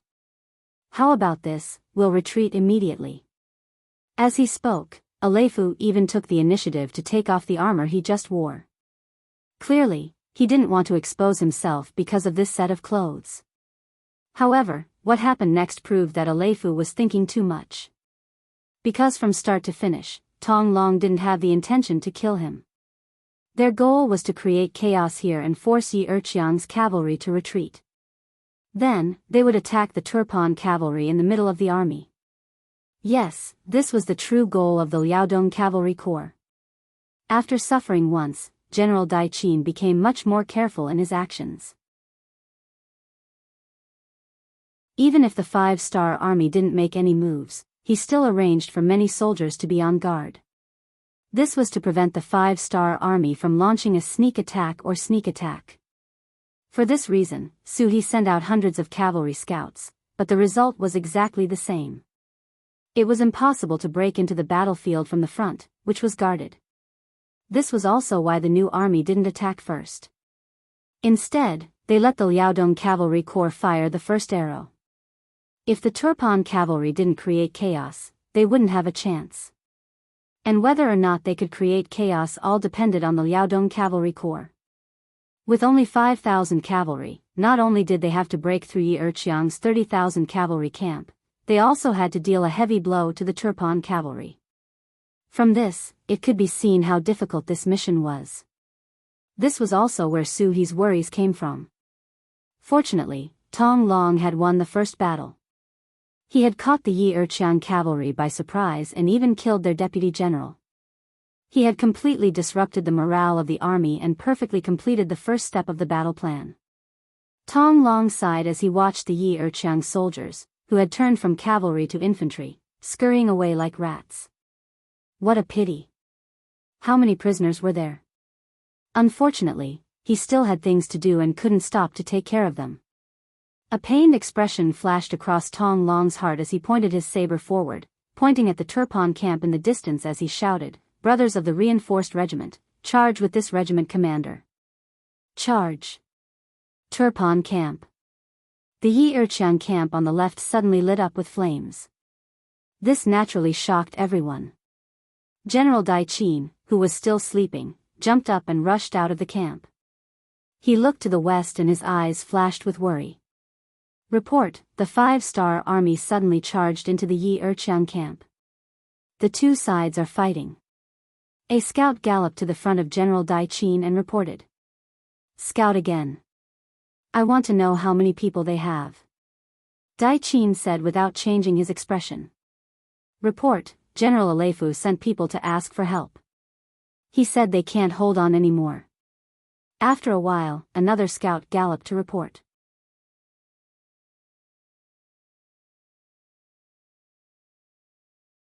Chapter 12:21. Anger flashed across Dai Qin's face. The 30,000 cavalry couldn't hold on anymore? In his opinion, this was simply because Astral didn't want to resist and didn't want to fight head-on with the 5-star army. It was just a way to preserve his strength. Even if we can't hold on, we still have to ignore them. Dai Qin snorted coldly. How could it be so easy to win without putting in any effort? Dai Qin believed that even if the 30,000 cavalry met with a sudden attack, it would only be a temporary panic. As long as they stayed true to their hearts, they would be able to quickly turn the situation around. There was nothing to be worried about. What he was worried about was the fact that he didn't understand. Who were these 5-star cavalry that suddenly appeared? How many people were there? How did they appear on the west side without anyone noticing? The answer to this question was quickly revealed. This was because Tong Long had already led 4,000 cavalrymen towards the Turpan camp.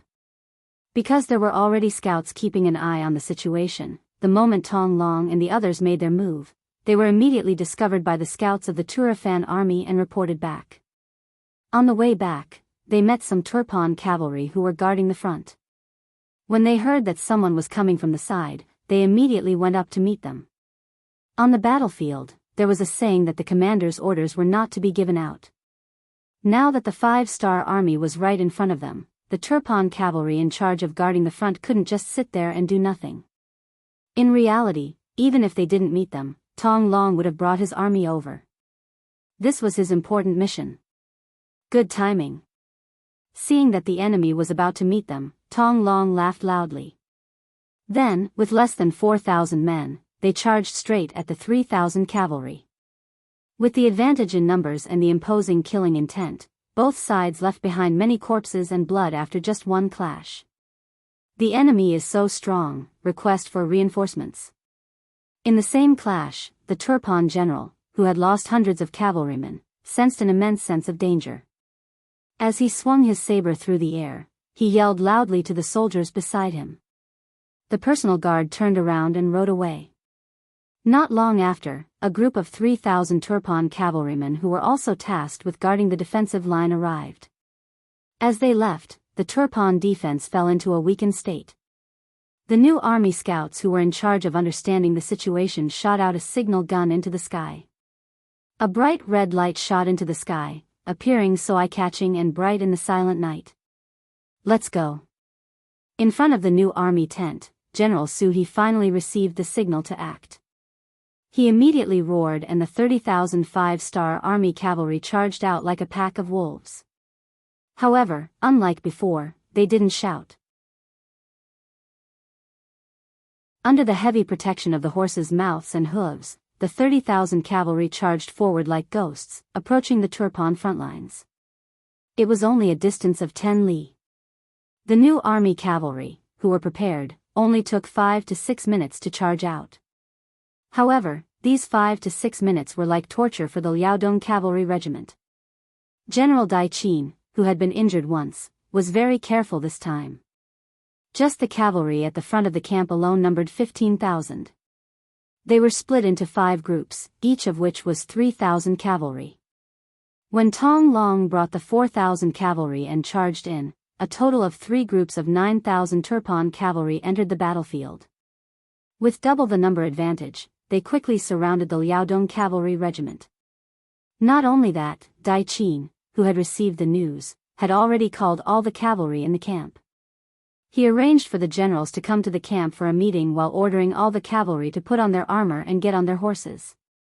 This time, Dai Qin's reaction was extremely fast.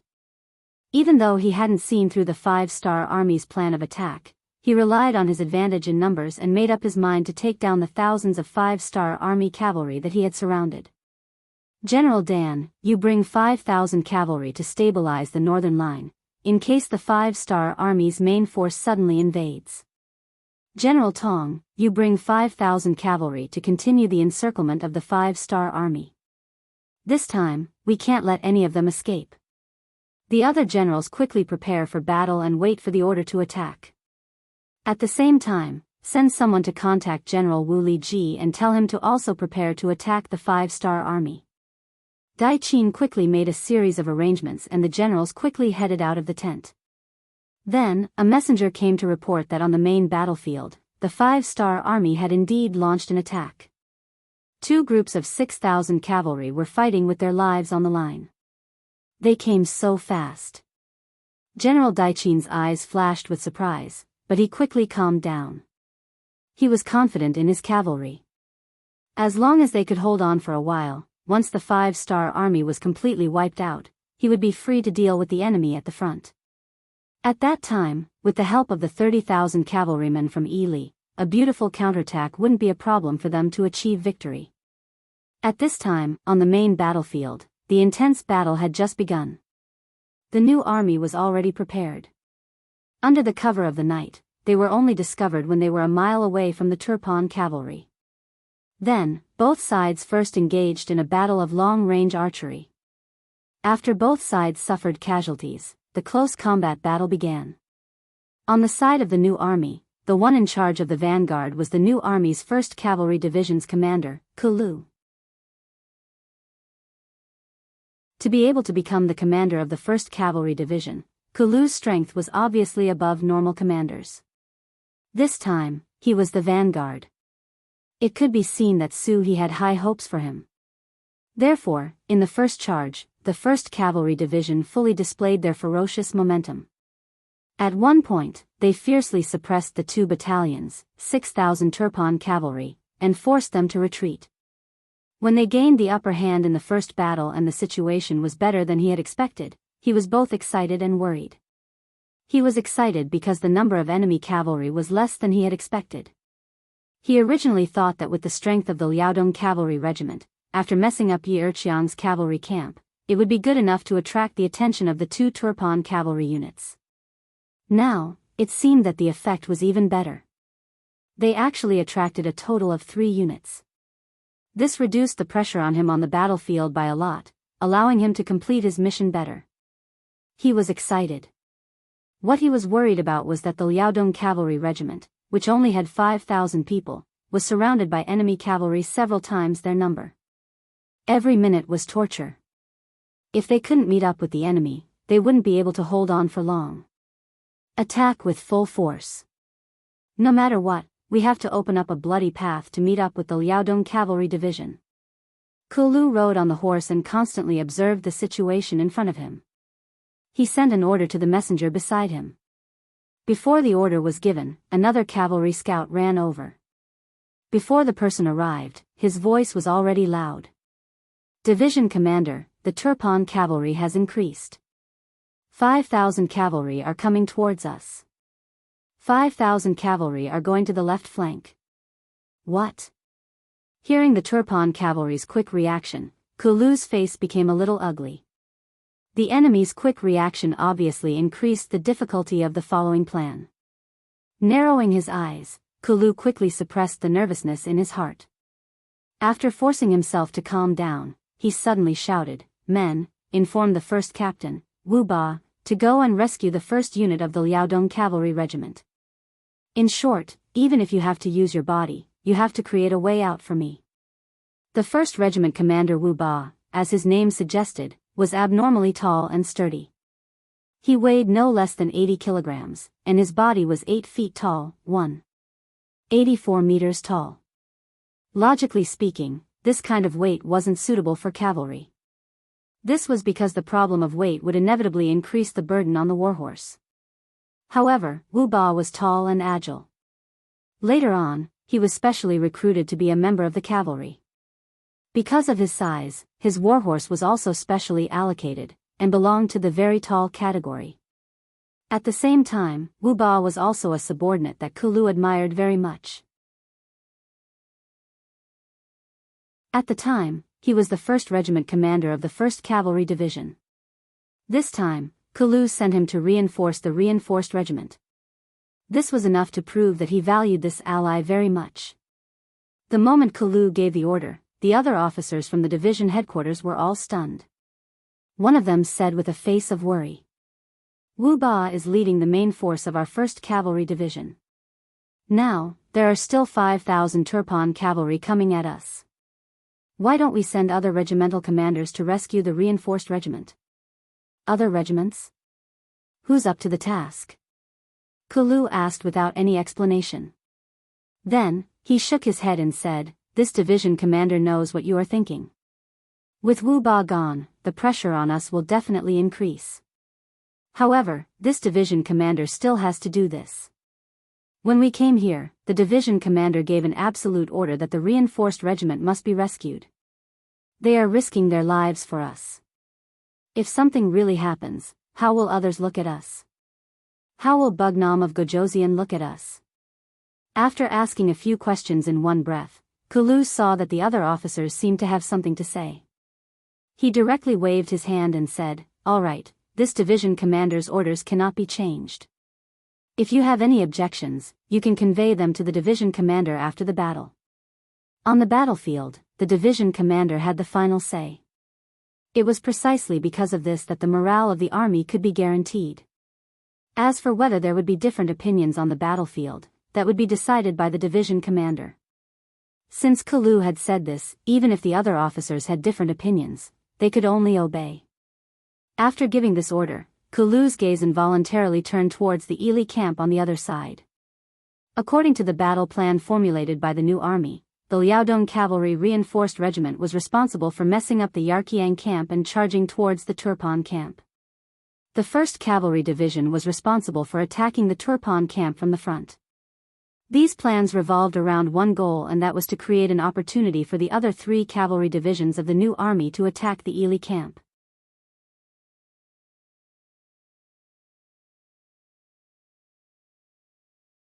Chapter 12:22. Since it was an allied army, the most important thing was the alliance. If this alliance could be broken, the 3 allied armies would become 3 isolated armies. At that time, the 5-star armies would be able to attack whoever they wanted to attack when faced with their weakened enemies. Breaking the alliance naturally became the most important issue. After the discussion, the new 3 armies set their sights on their old rival, the 30,000 cavalrymen of Yi Libao. The reason why they chose them was because they were the closest to Baiming. If they attacked from there, they wouldn't have to worry about enemies suddenly appearing. Secondly, they had defeated the Ili cavalry before. They knew the strength of the 5-star army. With this shadow, they would have a higher chance of defeating them. That's right, defeating them, not defeating them. Rather than injuring 10 fingers, the new 3rd army would rather lose some soldiers and horses. This time, they wanted to deal a heavy blow to Yi Li's 30,000 cavalrymen. Only then would they be able to defeat the so-called allied army. It had to be known that not long ago, the 1st Cavalry Division had taken over Hobak Seli city. It was equivalent to cutting off the Ili cavalry's retreat to the north. If they heavily injured the Ili cavalry here, they would definitely become very obedient. When they couldn't even take care of themselves, the so-called allied army would collapse on its own. Just as Kalu was looking at the Ili cavalry camp, the new army's commander He was leading 3 cavalry divisions to surround the Ili cavalry division. Relying on the concealment of the horses' hooves and mouths, when the 3 cavalry divisions suddenly appeared in front of the Ili cavalry camp, it gave Wuli Ji a big fright. When the flames in the west reached the sky, he had already gotten out of bed. He put on his armor and began to gather the troops. Following that, news spread that the 5-star army had begun to break through the enemy and attack the Turpan cavalry camp. When he received this news, Wuli Ji's heart was sweeter than honey. In his eyes, the situation was very clear. This time, the 5-star army's target was definitely Turpan and Yarqiang. He could stay out of it and watch it all as a bystander. Just now, General Dai Qin sent someone to ask for help. Of course, he agreed, but he didn't send a single soldier. From the bottom of his heart, it was true that the 5-star army was his enemy, but what about the Turpan kingdom? Wouldn't it be great to be able to sit on the mountain and watch the tigers fight? Wouldn't it be great to be able to reap the benefits while the 2 enemies fought? He wasn't stupid enough to immediately send troops to help Turpan. Of course, due to their relationship as allies, he would definitely send out his troops. However, he had to grasp the timing well. He had to wait until the Turfan army could no longer hold on before he made his move. This way, he would be able to deal a heavy blow to the 5-star army and also gain the reputation of saving the Turfan army. Wouldn't it be the best of both worlds? Wuli Ji had fought with the 5-star army before and even attacked the first city with the Wara. He was much clearer about the strength of the 5-star army compared to the other 2 countries. This was an opponent that wasn't to be trifled with. They were well equipped and their soldiers were well trained. How could such an opponent be defeated so easily? It wasn't too late to wait for his allies to exhaust the strength of the 5-star army before he made his move. Let's fight, the more intense the better. In the end, the winner will only be us. Wuli Ji grinned and let out a laugh. However, this laughter didn't last long. Soon, a scout appeared in front of him and said with a panicked expression. The 5-star army suddenly came and had already clashed with the cavalry at the first line of defense. However, because the enemy had too many people, the front line couldn't hold on much longer. What? How is this possible? When Wuli Ji heard this news, he stood there as if he was petrified. He didn't move for more than 10 breaths of time. It wasn't until the deputy beside him reminded him that he came back to his senses. Then, he walked towards the high platform in the middle of the camp. He wanted to see with his own eyes how many soldiers and horses the 5-star army had sent. It would have been better if he didn't take a look. Now that he took a look, he saw that under the night sky, there were flashing torches everywhere. He could hear the sounds of charging and killing. He felt that the enemy's cavalry wasn't less than his. 30,000 against 30,000, and they were completely unprepared. Wu Ji could already guess the outcome of the battle. Because of this, he had a frightened expression on his face. After he came down from the high platform, he sent soldiers to stop the 5-star army from approaching. At the same time, he ordered people to ask General Dai Qin for help. In front of the Turfan tent, Dai Qin couldn't sit still anymore. He was currently in front of the tent observing the situation outside. Because of the moonlight, other than the sounds of killing and the movement of the torches, he couldn't see any useful information. However, he still didn't move. He believed that as long as he sat on the horse, it would be a symbol. As long as the soldiers saw him, they wouldn't panic and their morale would increase greatly. Dai Qin, who had a mighty aura, was like a door god, unmoving like a mountain. It indeed gave the nearby Turfan cavalry a boost in morale. Many of them became braver because of this. They just wanted to perform better in front of the general. Although it was night time and their performance might not be seen by the general, many of them still held onto a fluke mentality and continued to do so. Not long later, good news came continuously. The 5-star army that came from the west was completely surrounded and could be destroyed at any time. The 5-star army's main force that came from the front was also blocked outside. Other than a few 2,000 war horses that managed to charge through the defensive circle, the rest of the 5-star army cavalry were blocked outside. Good. This news caused Dai Qin to be overjoyed. To be able to completely destroy a 5-star army, this was definitely a great achievement. When the king found out, he would definitely be heavily rewarded. At the same time, it would be a heavy blow to the 5-star army. It would let them know that the Turfan kingdom wasn't a pushover. Just as he was in a good mood, the young general that Wu Ji sent to ask for help came in front of Dai Qin. The moment he saw Dai Qin, he knelt on the ground and begged, "General, our camp is being attacked by the 5-star army. Please send reinforcements because we are allies." Oh. This news first made Dai Qin's entire body tremble. Then, his expression froze. However, after a few breaths of time, his face blossomed with an unnoticeable smile. "This young general, you said that your camp is being attacked by the 5-star army, but how many enemies are there?" So many, I can't even count." Hearing this, the young general raised his head and said in panic. However, in Dai Qin's eyes, he mistakenly thought that the panic was because the general was scared of him. Even if Wu Liji was trying to deceive him, he shouldn't have sent someone more mature. Thus, he coldly snorted and said, "All right, this general already knows about this matter. Please go back and tell Wu Liji that reinforcements will be arriving soon." "Yes, thank you, General Dai Qin." The young general let out a sigh of relief, as if he had completed an important mission. He hurriedly bowed and left. After the young general left, the other Turfan generals couldn't help but ask, "General, are you really going to send reinforcements?" "Send what?"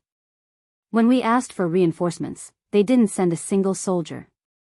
"What bullshit 5-star army's main force attacking? It's clearly an excuse not to send reinforcements." Whatever, we don't need to care about them. With our current strength, we can completely take the credit. We don't need other people's help." Dai Qin completely misunderstood. Of course, he couldn't be blamed for this. Who would have thought that the 5-star army's plan was to create a diversion? Furthermore, they first attacked Yarqiang Kingdom, then Turfan. Would they really attack Ili in the end? No one would believe that the pitiful Wu Ji would have to face the attacks of the new army alone. From the start of the new army's attack, it was extremely ferocious. In their hearts, they were clear that to create this opportunity, they had completely sacrificed the Liaodong cavalry regiment's benefits. Since their allies were willing to help them, they obviously couldn't just watch them die. This required them to increase the speed of their attacks. First, they had to heavily injure Ili, then they would be free to deal with Turufan's main force. Naturally, there was another important reason. That was, no one dared to say whether Turfan would suddenly send reinforcements to help Xiao Yili's main force. If they really did that, then they would truly be in danger. With these two main reasons, the new army's three main cavalry divisions, from the moment they started attacking, they were like brave giants. Anyone who dared to block their path would only have one result, death. Without any preparation, facing the fierce attacks of the five-star army, the Turfan army was forced to retreat step by step. At this time, Wu Ji made an even more wrong decision. That was, he didn't send his entire army forward at once. Instead, he sent out 2,000 to 3,000 cavalry at once. He wanted to stop the attacks of the five-star army. He wanted to leave behind enough troops to wait for the cavalry from Turfan Kingdom to join forces with them to counterattack the five-star army. It was impossible for reinforcements to come. After the battle lasted for more than an hour, Wu Liji finally understood this point clearly. Less than half of his 30,000 cavalrymen were left after this battle. I can't wait any longer. Seeing that the reinforcements from Turfan still hadn't arrived, Wu Liji's eyes flashed with anger. The distance between the two camps was only 5 li. If they rushed at full speed, they would arrive in an instant. However, after such a long time, not to mention a large batch of reinforcements, there wasn't even a shadow of reinforcements. At this moment, Wu Ji had completely lost his confidence.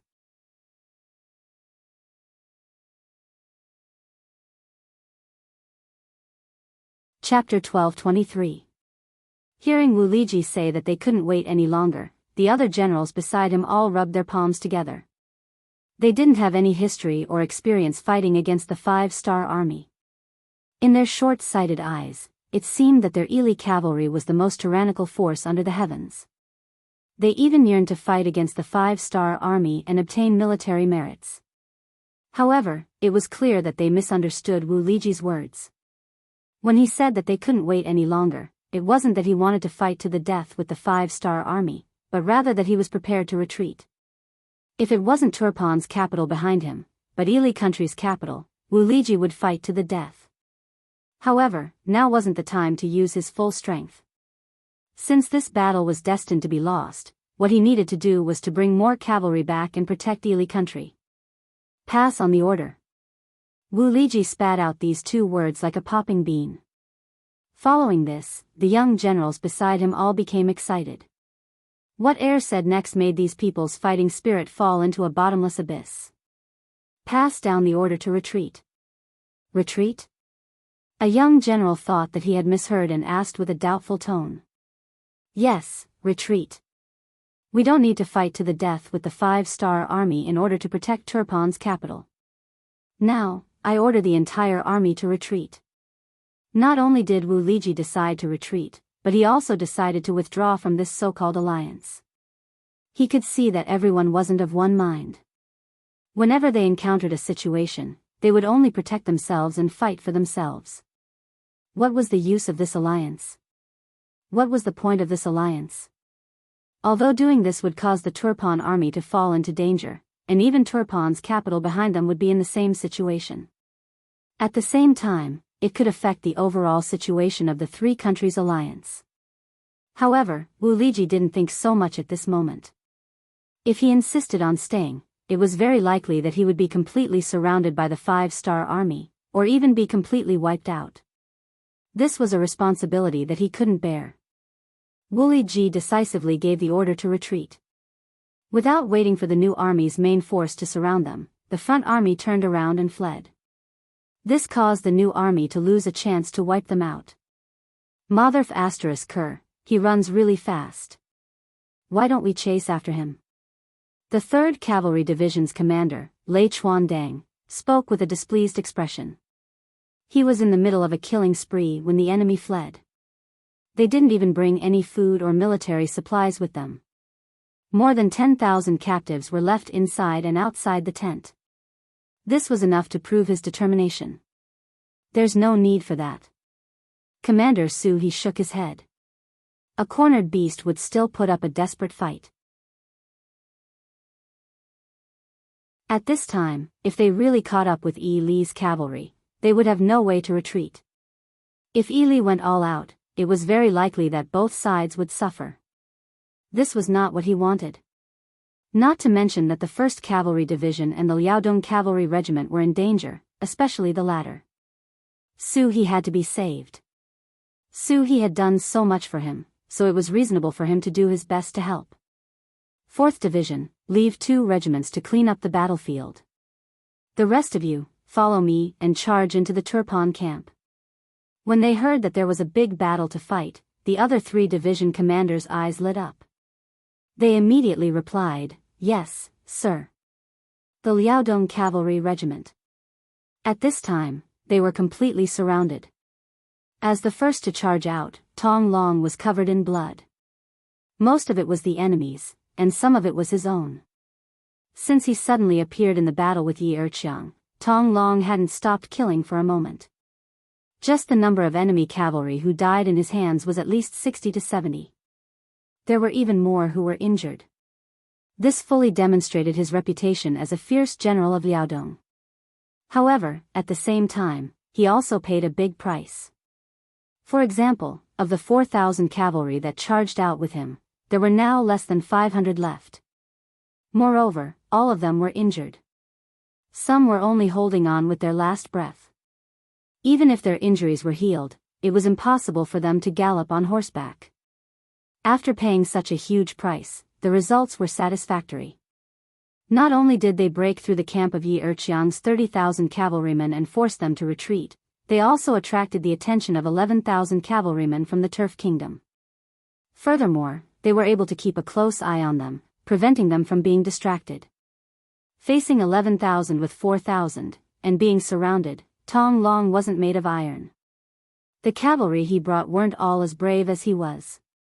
During this period of time, there were 2 huge dangers. However, one of them was blocked by Zhao Xing and the remaining 1,000 cavalry. When the second danger came, the new Army 1st Cavalry Division's 1st Regiment commander, Wu Ba, brought 2,000 cavalry and blocked it. With the appearance of 2 reinforcements, the pressure on Tong Long decreased by a lot. Just as they were about to charge out and kill their way out, another 3,000 Turpan cavalry came and joined the encirclement. At this point, Tong Long had already restrained 14,000 Turpan cavalry. This was already more than a third of Daiqin's forces. Another 3,000 cavalry surrounded them.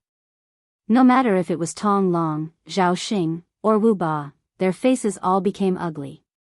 After exchanging glances, they all raised their heads and laughed out loud. "Good, since that's the case, let's fight to the death. At most, we'll be men again in 18 years. Tong Long's wild laughter sounded so heroic and heroic in the night. That's right. 18 years later, we'll be heroes again. But even if we die, we can't let our enemies have an easy time. Next, let's see who kills more people." Leader Wu Ba also had a crazed smile on his face. This time, he brought a whole 2,000 cavalry over. However, there were less than 100 people left by his side. According to the rules of the army, when an army lost more than half of its members, they should retreat from the battlefield. However, his entire army was almost wiped out. Seeing the soldiers who had followed him for so many years leaving one after another, Wu Ba only had one thought in his mind, and that was to avenge his fallen comrades. He wanted to kill as many people as he could. Only then would he have the face to see his comrades who had left before him after he went to the Yellow Springs. "Let's fight, who's afraid of who?" Zhao Xing, who was the weakest in terms of personal strength but also had the guts, also roared. This was completely different from his usual scholarly side. From this, it could be seen that the cruel and bloody battlefield could change a person. Zhao Xing wasn't much better off. Of the last 1,000 cavalry he brought, there were less than 200 left. Luckily, because he joined the battle late, he only had a blade wound on his body.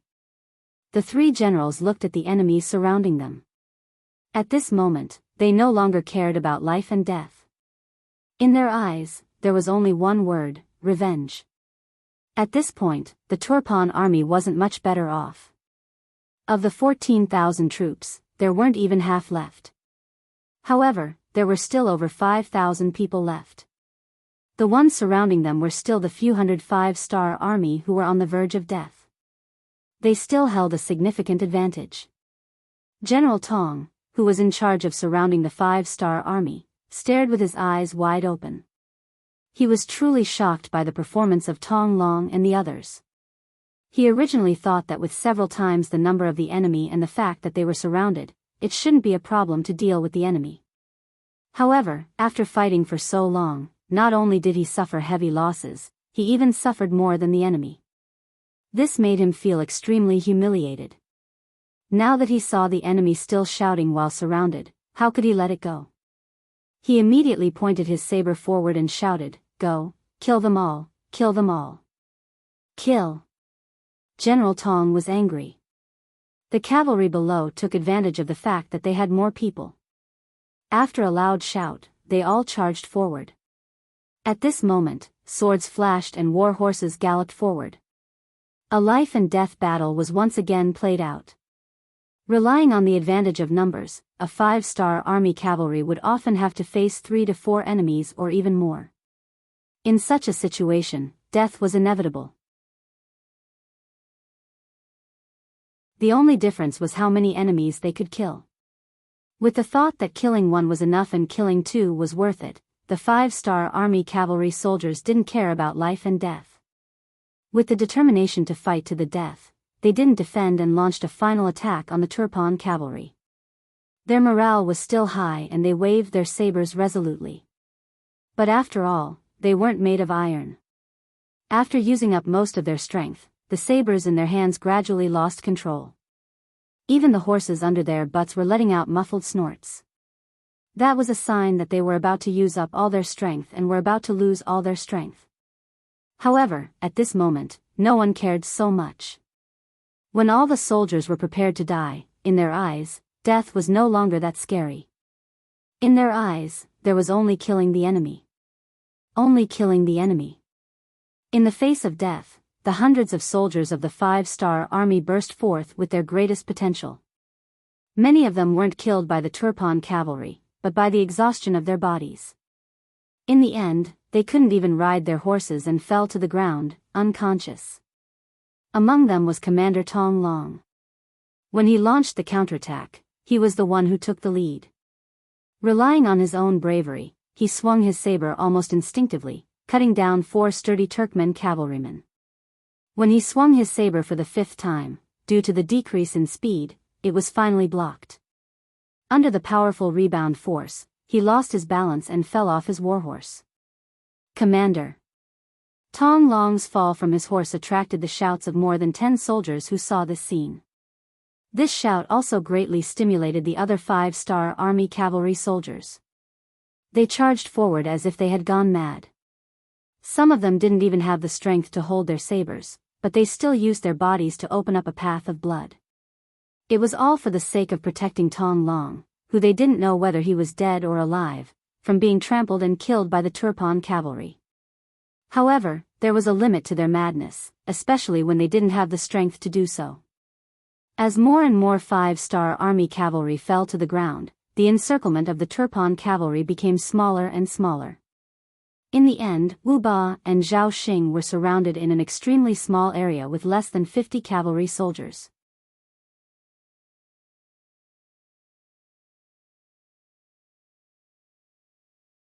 Chapter 12:24. Those who surrender will be spared. General Tong was also shocked by the reaction of these people before they died. Although they were enemies, he had to admit that this was an opponent worthy of respect. This was because in less than an hour, he had lost another 1,000 cavalrymen. This made him furious, but at the same time, he also secretly admired Lu Xian. Surrender?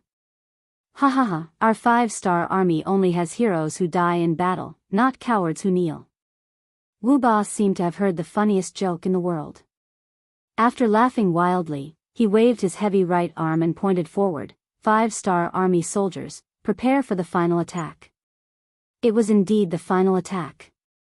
Because everyone knew that with only 50 of them, they would not be able to change the outcome of the battle.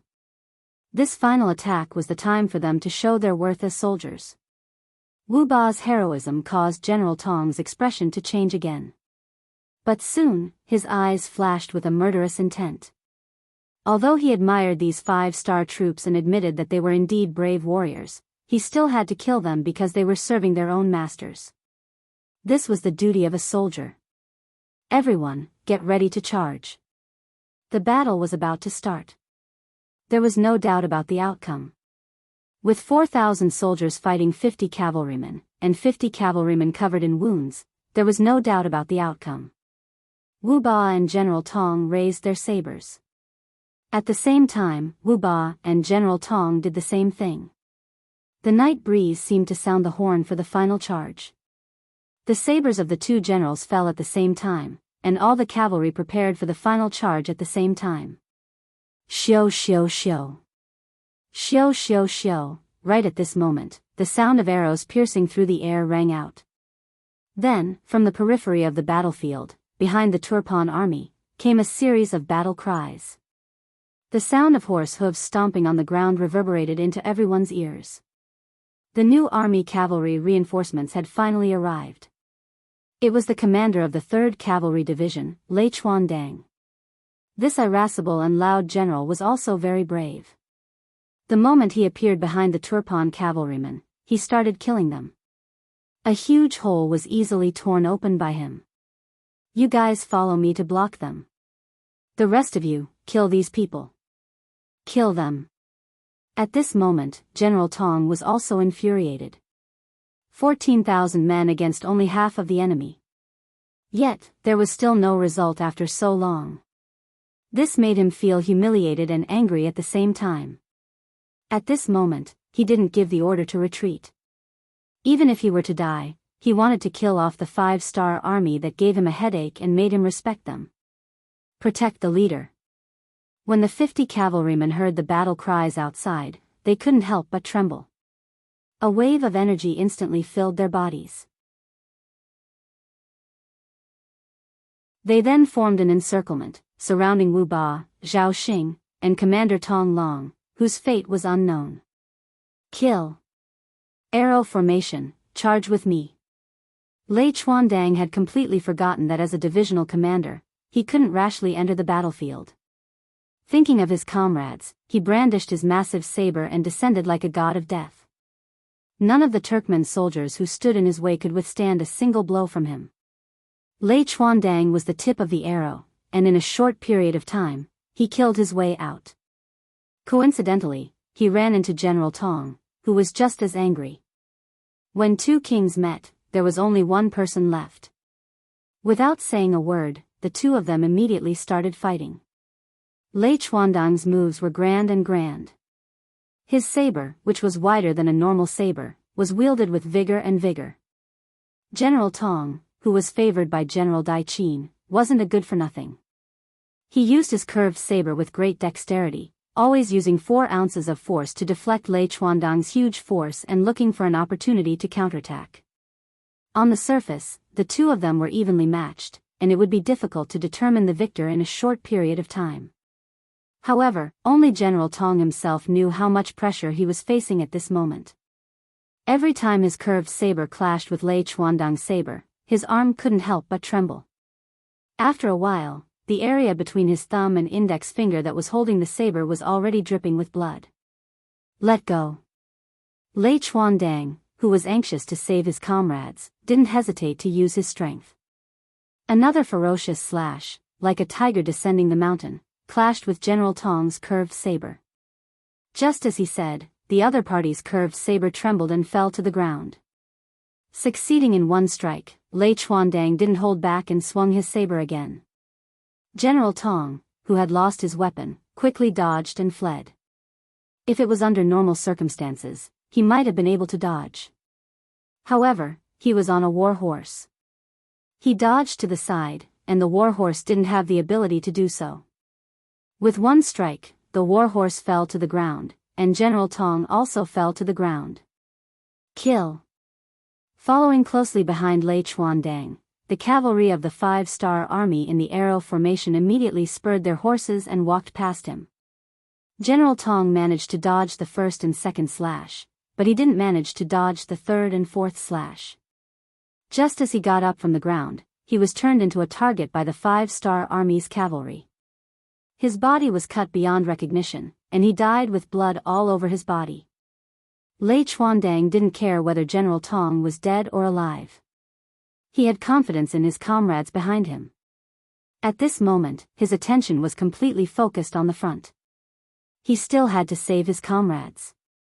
Even if there was only a 1% chance, he had to give it his all. Charging with all his strength, a huge opening appeared in front of him. Lei Chuandang finally reached the center of the encirclement in the shortest time possible. When he arrived, he saw 6 cavalry in the uniform of the 5-star army. They were all covered in blood, and their faces looked as if they were ready to die. "Good brother, I'm late." When he saw that there were only 6 cavalry, Lei Chuandang, a hot-blooded man, couldn't help but cry. Although he didn't experience it personally, he could feel how difficult and dangerous this battle was. "Huh, Commander Lei, you're finally here." Wu Ba, who was riding on his horse, chuckled. It was a smile of satisfaction, a smile of relief after completing a mission. Because of this, he breathed his last breath and fell to the ground from his horse. "Quick, save them." Zhao Xing, who was beside Wu Ba, immediately shouted. Following that, a group of shouts resounded in the encirclement. Lei Chuandang's appearance not only saved Wu Ba, Zhao Xing, and the others, but also defeated the remaining 4,000 Turpan cavalry. When they had the advantage in numbers, they still didn't win. Now that the reinforcements of the 5-star army had arrived and General Tong was dead, the rest of them didn't have the courage to stay here. They immediately scattered like birds and beasts, fleeing in all directions. In comparison, the main force of Turfan was not having a good time either. Commander Su he brought the entire 2nd Cavalry Division and 2 regiments of the 4th Cavalry Division. More than 10,000 cavalrymen charged into Turafan's main camp from the east like a flood of steel. General Dai Qin, who was waiting for good news from the north and west, didn't expect enemies to appear from the east. For a moment, he was stunned on the spot. Isn't the eastern front guarded by Wu Liji and 30,000 Ili cavalry? Then why would these enemies appear here? Thinking back to when the Ili cavalry asked him for help, he suddenly understood. Could it be that the request for help wasn't an act, but real? If that was the case, then where did the 5-star army get so many cavalry to be able to defeat Yi Erqiang's cavalry and the Ili cavalry? How did they have the strength to attack him? At this moment, the 5-star army became mysterious in General Dai Qin's eyes. Such a result made him believe without a doubt that the main force of the 5-star army had arrived. It could even be Bugnam of Gojoseon himself. Otherwise, with the new army's 30,000 cavalry, how could they injure him to this extent? General Dai Qin, who thought he understood everything, cursed each and every one of the scouts in his heart. He always thought that these scouts had the wrong information, which led to the current defeat. But he didn't know that Yang Qindong's army was still 100 miles away. To reach here, it would take at least a day. It was also because of this wrong judgment that Dai Qin didn't even bother with the 5-star army that appeared in the east. Instead, he directly gave the order to retreat.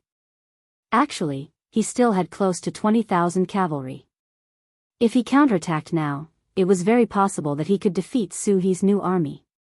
But the shadow of his previous defeat was too big in Dai Qin's heart. It was so big that he had lost the courage to fight head-on. Dai Qin gave the order to retreat. He only left 5,000 cavalry to stop the 5-star army's advance. Because behind him was the Turpan capital, he needed time to retreat to inform King Harden Barter. The king also needed time to retreat. The scout general galloped towards the capital. He did not shout as he galloped on the streets of the capital. He was worried that the news of the army's defeat would spread to the city and cause chaos in the city. This would be even more detrimental to the king's departure. In the palace, Harden Barter already knew about the battle outside the city. He had already put on his king's clothes and was waiting for the news. He didn't expect that the news of the defeat would come. If it wasn't for the fact that the throne was wide enough, he probably would have fallen off the throne. How did we lose? Isn't Bugnam of Gojoseon still 100 miles away? Isn't there only the 5-star army outside? After calming himself down, Hardenbarter asked the question that was bothering him the most. My king, Bugnam of Gojoseon has appeared. We weren't prepared. The Yarqiang and Ili kingdoms' cavalry have all retreated. General Dai Qin can't do this alone. The scout told Hardenbarter what Dai Qin meant. What? After hearing that his allies had retreated and that Bugnam of Gojoseon had appeared, Hardenbarter knew that he had lost again. It was a huge loss. A huge loss that would leave the capital behind. Seeing that Hardenbarter was still in a daze, the scout anxiously said, Your Majesty, General Dai Qin probably won't be able to hold on for long. Please leave the capital, Your Majesty.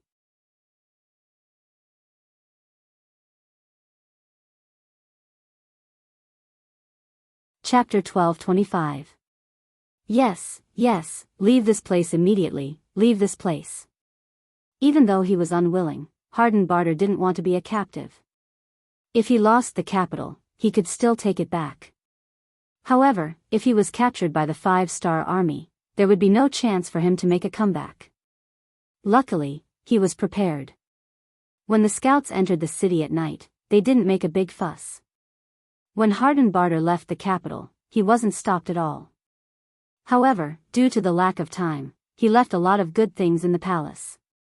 He was even worried that if he made a ruckus, the civilians would hear the news and come out to escape. As such, he didn't even have the courage to burn those things.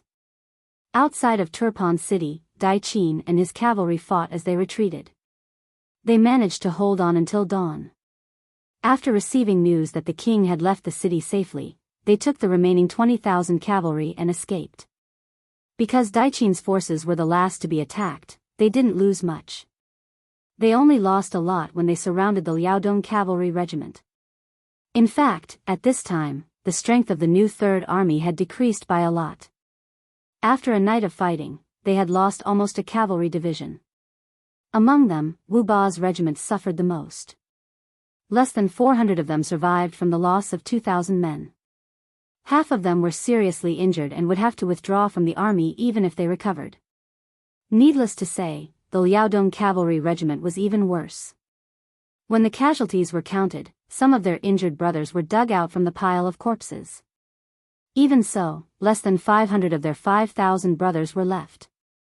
90% of their strength was damaged, and they were almost beaten to a pulp.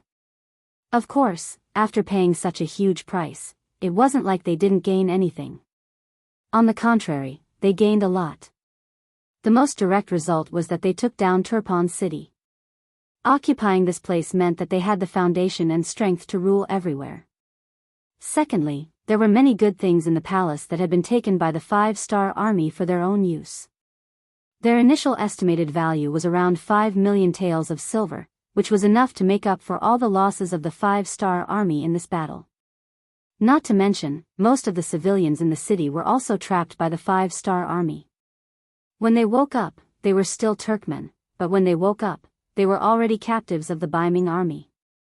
After a bitter battle, they managed to capture over 20,000 people and tens of thousands of war horses. Among them were the 5,000 war horses that Dai Qin had given to Wu Liji under pressure.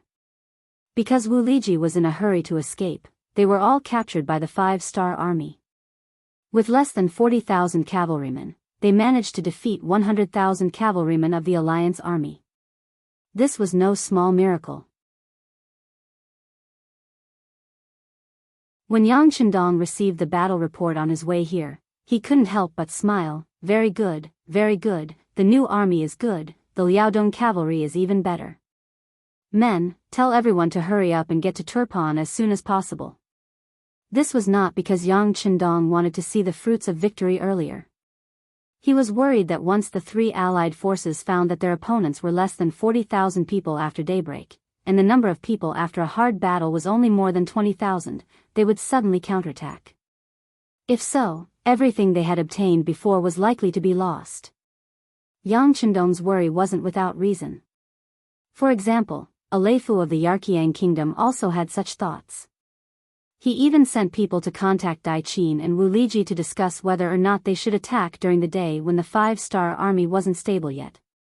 However, he was mercilessly rejected. Last night, as the first Yarqiang tribe to be attacked, a Leifu of the Yarqiang tribe did feel like he was beaten senseless. Especially after the death of his deputy general, when the morale of the army fell to the lowest point, he immediately made preparations to escape.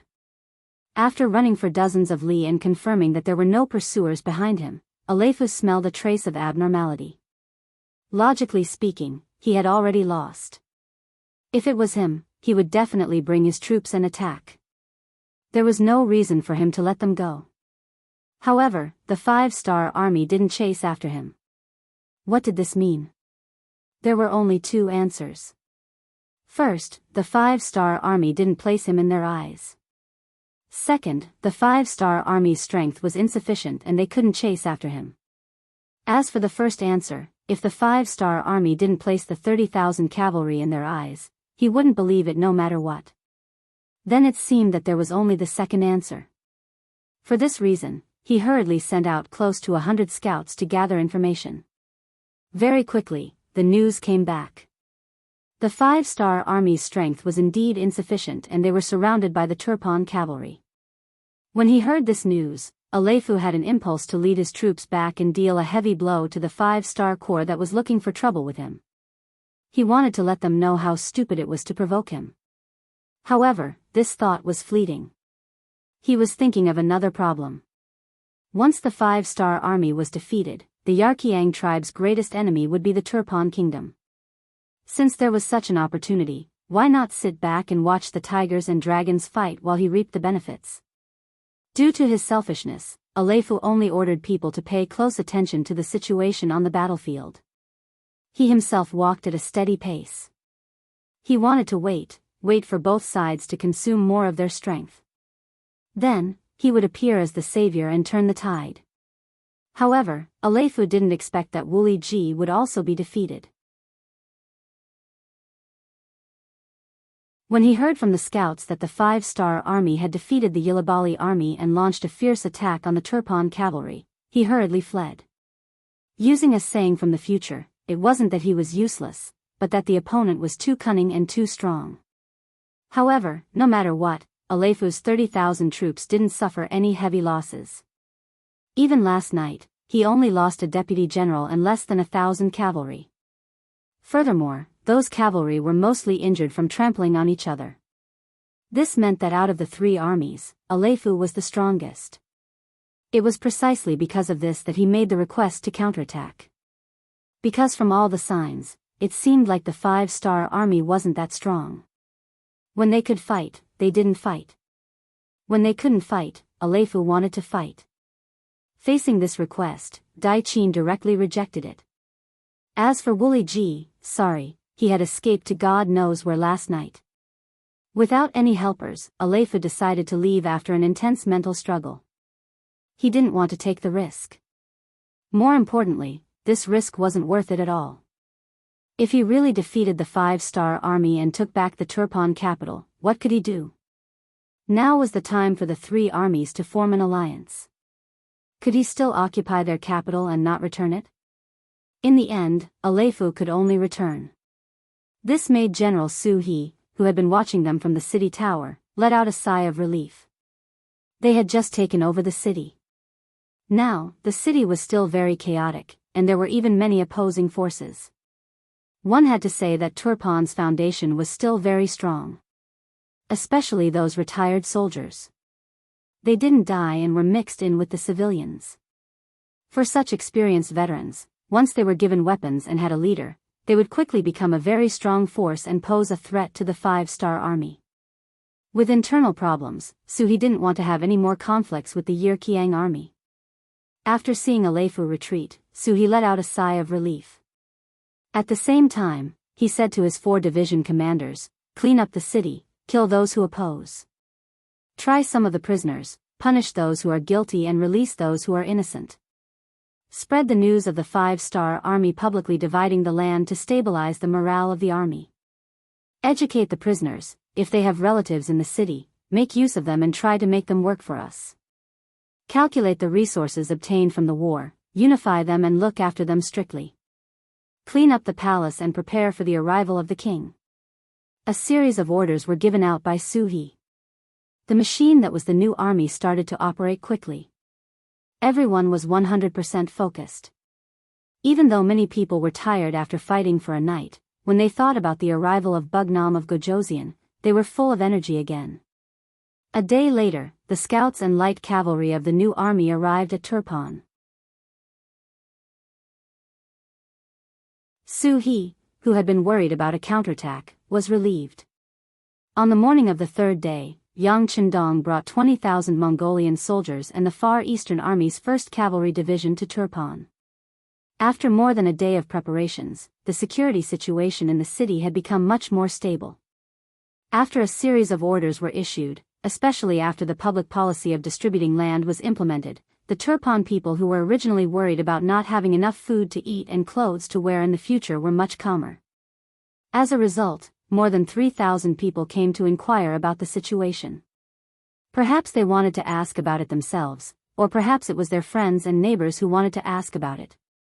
For these people's questions, Su He specially sent people to set up a temporary problem-solving department to be responsible for answering their questions.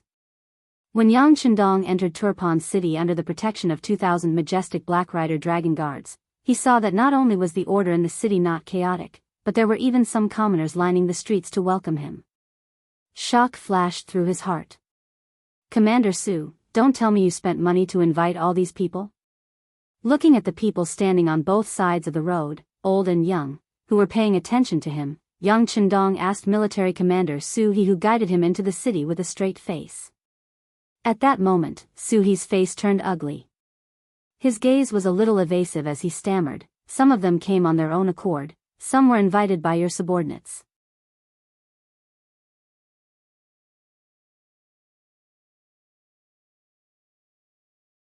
Chapter 12:26. Well, at least you're honest. But don't do this kind of thing in the future. You've been with me for a long time, so you know I'm not a person who likes to pretend. I believe that if we really make these people live better and more peaceful than before, they will sincerely welcome us one day. Yang Chendong didn't blame Su He for this matter, but it was necessary to remind him. As the saying goes, subordinates follow the example of their superiors. Once he started the trend, the people below him would definitely follow suit. Not only would it be easy to corrupt the social atmosphere, but it would also be a huge waste of manpower and resources. Yes, seeing that Yang Chendong wasn't really angry, Su He felt relieved. After testing the bottom line, Su He wouldn't do this kind of trend in the future. Okay, let's talk about the situation in the city. To be honest, this battle was really risky. Try not to do this in the future. Although some things were reported in the telegram, it wasn't as clear as seeing it in person. Yang Chendong was also anxious to understand the current situation in the city. At least he wanted to know how much combat power the new army and Liaodong Cavalry Strengthening Regiment had left, and whether they could continue to attack in a short period of time. Su He had already expected that Yang Chendong would ask, so he already knew the relevant data. This time, it was easy for him to speak.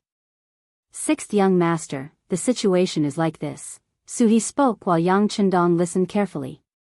When the army arrived in front of the palace, they just happened to talk about the Liaodong Cavalry Strengthening Regiment's commander Tong Long fainted because of exhaustion. After hearing this, Yang Chendong didn't even rush to the palace. He let Su He lead the way and went straight to the nearby temporary military hospital. In the temporary military hospital, there were a lot of wounded people in this battle, and there were even a lot of wounded captives. And in the middle of it, there was an independent tent. In a temporary military hospital where there were not enough beds and tents, being able to enjoy the treatment of a single room was not something an ordinary person could do. Not to mention, the 5-star army had always been particular about equality between officers and soldiers. Very few people were able to enjoy single rooms. However, there was still one person who enjoyed such treatment under the special permission of Commander Su He. He was Tong Long, the commander of the Liaodong Cavalry Regiment. In this battle, the 5,000 men of the reinforced regiment had managed to attract and drive off 40,000 cavalry. It was also because of their sacrifice that they were able to achieve such a great victory in Turpan City. Not only did they capture countless prisoners, but they also gained a lot of money and rations. It wasn't an exaggeration to say that the reinforced regiment had achieved the greatest merit this time. As the commander of the troops, Tong Long had killed countless people until he fell off his horse. It could be said that this battle had shown his might and prestige. It was not an exaggeration to say that his name could be described as having outstanding military achievements. After a day of rest, Tong Long had recovered a lot of strength. Not only could he eat by himself, but he could also get out of bed and walk. If it wasn't for the strong request of the military doctor, he probably would have returned to the army. When talking about the army, the two people lying on the bed and sitting on the side who came to take care of him were both silent. This battle was indeed a victory, and the Liaodong cavalry regiment had achieved a great merit because of it. However, the losses were also huge. Out of the 5,000 cavalry, only 500 survived. Among them, 200 were too heavily injured and would probably not be able to fight on horseback in the future. With such a huge loss, Tong Long and Zhao Xing in the single room didn't know how to face it. They didn't know what to say. Logically speaking, when the army had fought to this extent, even if they were to immediately disband, no one would say anything. If they couldn't even gather enough people to form a normal battalion, how could they talk about a reinforced regiment or an independent army? Vice Commander Zhao, do you think our reinforced regiment will be disbanded because of this?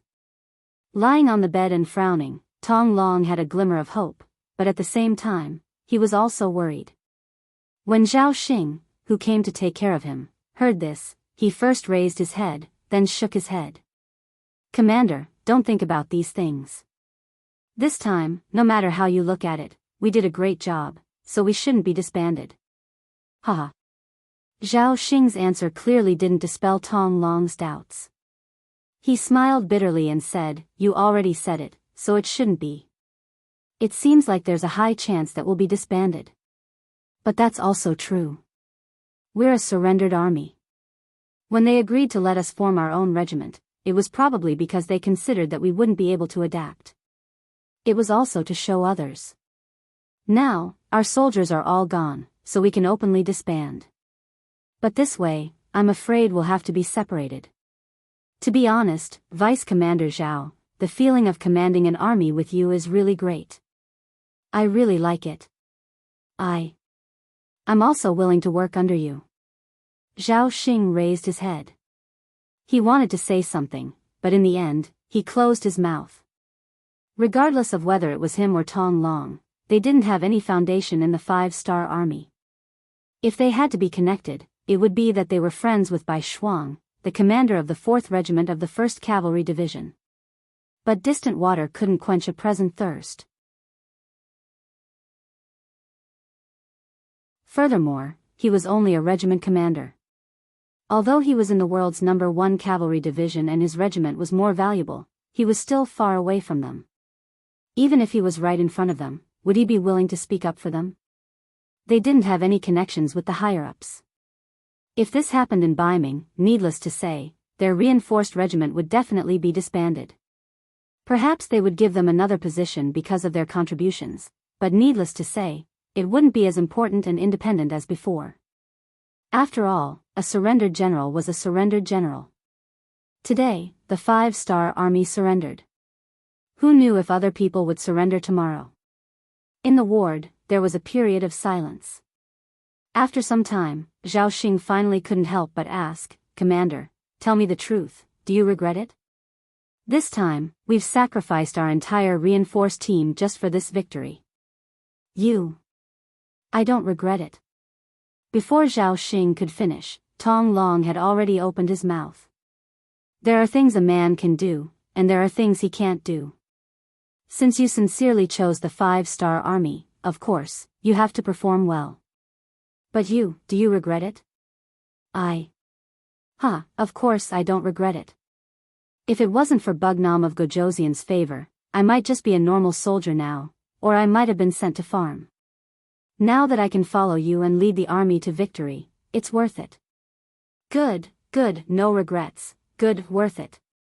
Just as Zhao Xing finished speaking and expressed his stance, the curtain of the ward was pulled open from the outside. Then, a tall and sturdy figure appeared in front of the two of them. Due to the lack of light, both Tong Long and Zhao Xing couldn't see who it was. However, when they gradually got used to it and saw who it was, their expressions changed drastically. Tong Long didn't care about anything else. He immediately jumped off the bed and shouted together with Zhao Xing, who was already kneeling on the ground. Your subordinate greets Bugnam of Gojoseon. Long live Bugnam of Gojoseon. Get up. When Yang Chendong saw Tong Long get off the bed and kneel on the ground, he quickly got up and helped him up. This scene made Tong Long extremely touched. After all, the person who helped him was the soul of the 5-star army. At the same time, he was Bugnam of Gojoseon, who was personally conferred the title by the great Ming Dynasty's emperor. Thank you Bugnam of Gojoseon. But how could your subordinate have made you personally come? Tong Long's voice was slightly choked as he spoke.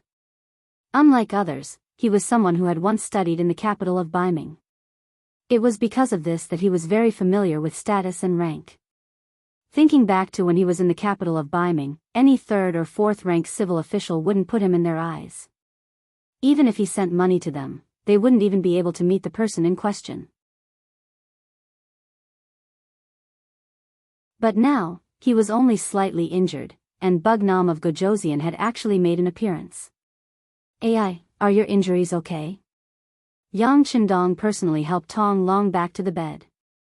This action made it difficult for him to stand or sit.